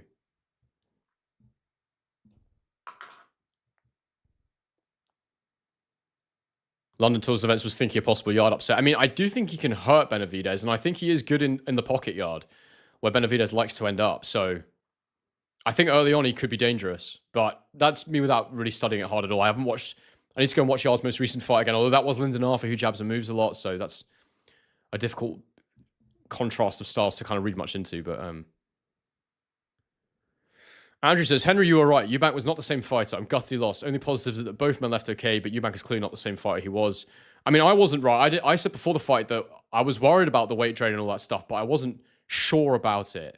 I wasn't sure, but I did think he'd have enough still. I thought Bomat would bring extra and all that sort of thing, and I could see that he was trying to do all the things I thought Bomat would bring, but he just could not do it. He was not sharp enough. And Ben boxed a lot better than he did in the first fight. A lot better. So it's a combination of Junior being worse, Ben being better. And I do think Eubank should probably retire. He's made loads of money in those 2 fights, so he's got out safe. The way he got shook at the end of the fight was troubling.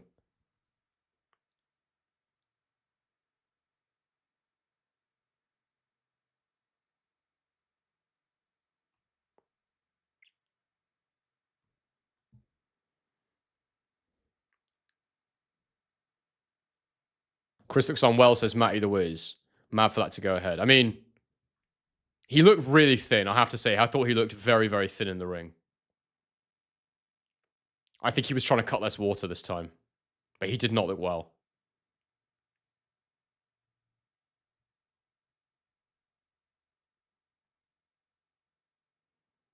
Kayvon says there'll be third without a rehydration clause. There won't. I think Conor Benn will go down 147, and I think Eubank Jr. should retire.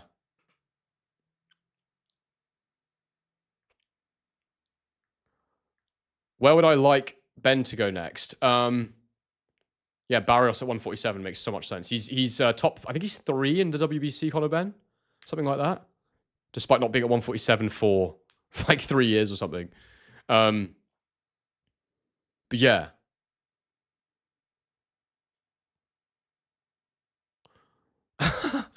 Forgive my lack of correctness, but Yard will have a showing like the guy against Catterall. You're talking about Echo Essuman. Yard doesn't fight anything like Echo Essuman. And Benavidez is a come forward counter puncher. It's a little bit different. So what's interesting about Yard is he doesn't really use his jab. So I feel like Benavidez works well when he counters off your work. So it'll be interesting to see how that looks. I need to really think about that one if I get the time.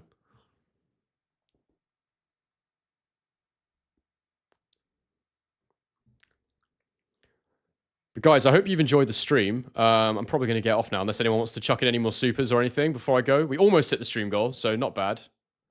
But I'll get off in a few minutes unless people have anything else they want to chat about before I go. And then I'm going to go and think about what I want to say about this fight. Please, I'll see you at 9 a.m. UK time for the reaction video, though, guys. Let's see as many of you there as possible for that.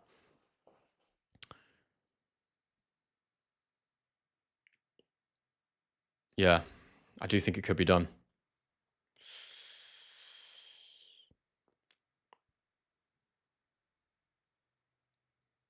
Oh, as in Yard get banged up early but come back. See, I think Yard has it. Without studying, just thinking about what I know about Yard, what I've seen from Yard, and what I know about Benavidez, I think that Yard has a chance early. I think later in the fight, Benavidez will come on much stronger. We got Conflict Commando, Well and Henry. See you at the reaction vid. I will see you there, mate. 9 a.m. UK time, Sunday morning. We'll be there.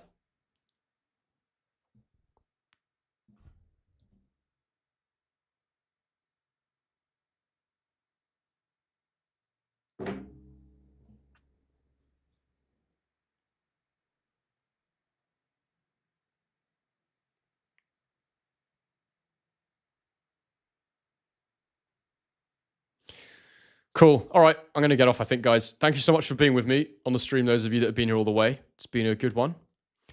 And yeah, it wasn't the result that we thought was going to happen. But Ben, in the end, was good. And Eubank was very, very poor. Thank you for the super AP Garn. I really appreciate it. Just before we go. Yeah, a good showing from Conor Benn, I have to say. I was impressed with some of the things he was doing in there. And I will talk about the tactical components in the post-fight video as well as the physical things that let Eubank down. I think everything worked in Conor Benn's favor tonight, and a sizable victory name. 117-110 is a big victory for Conor Benn. But guys, I hope you've enjoyed the stream, and I look forward to seeing you all at 9 a.m. UK time in the reaction video.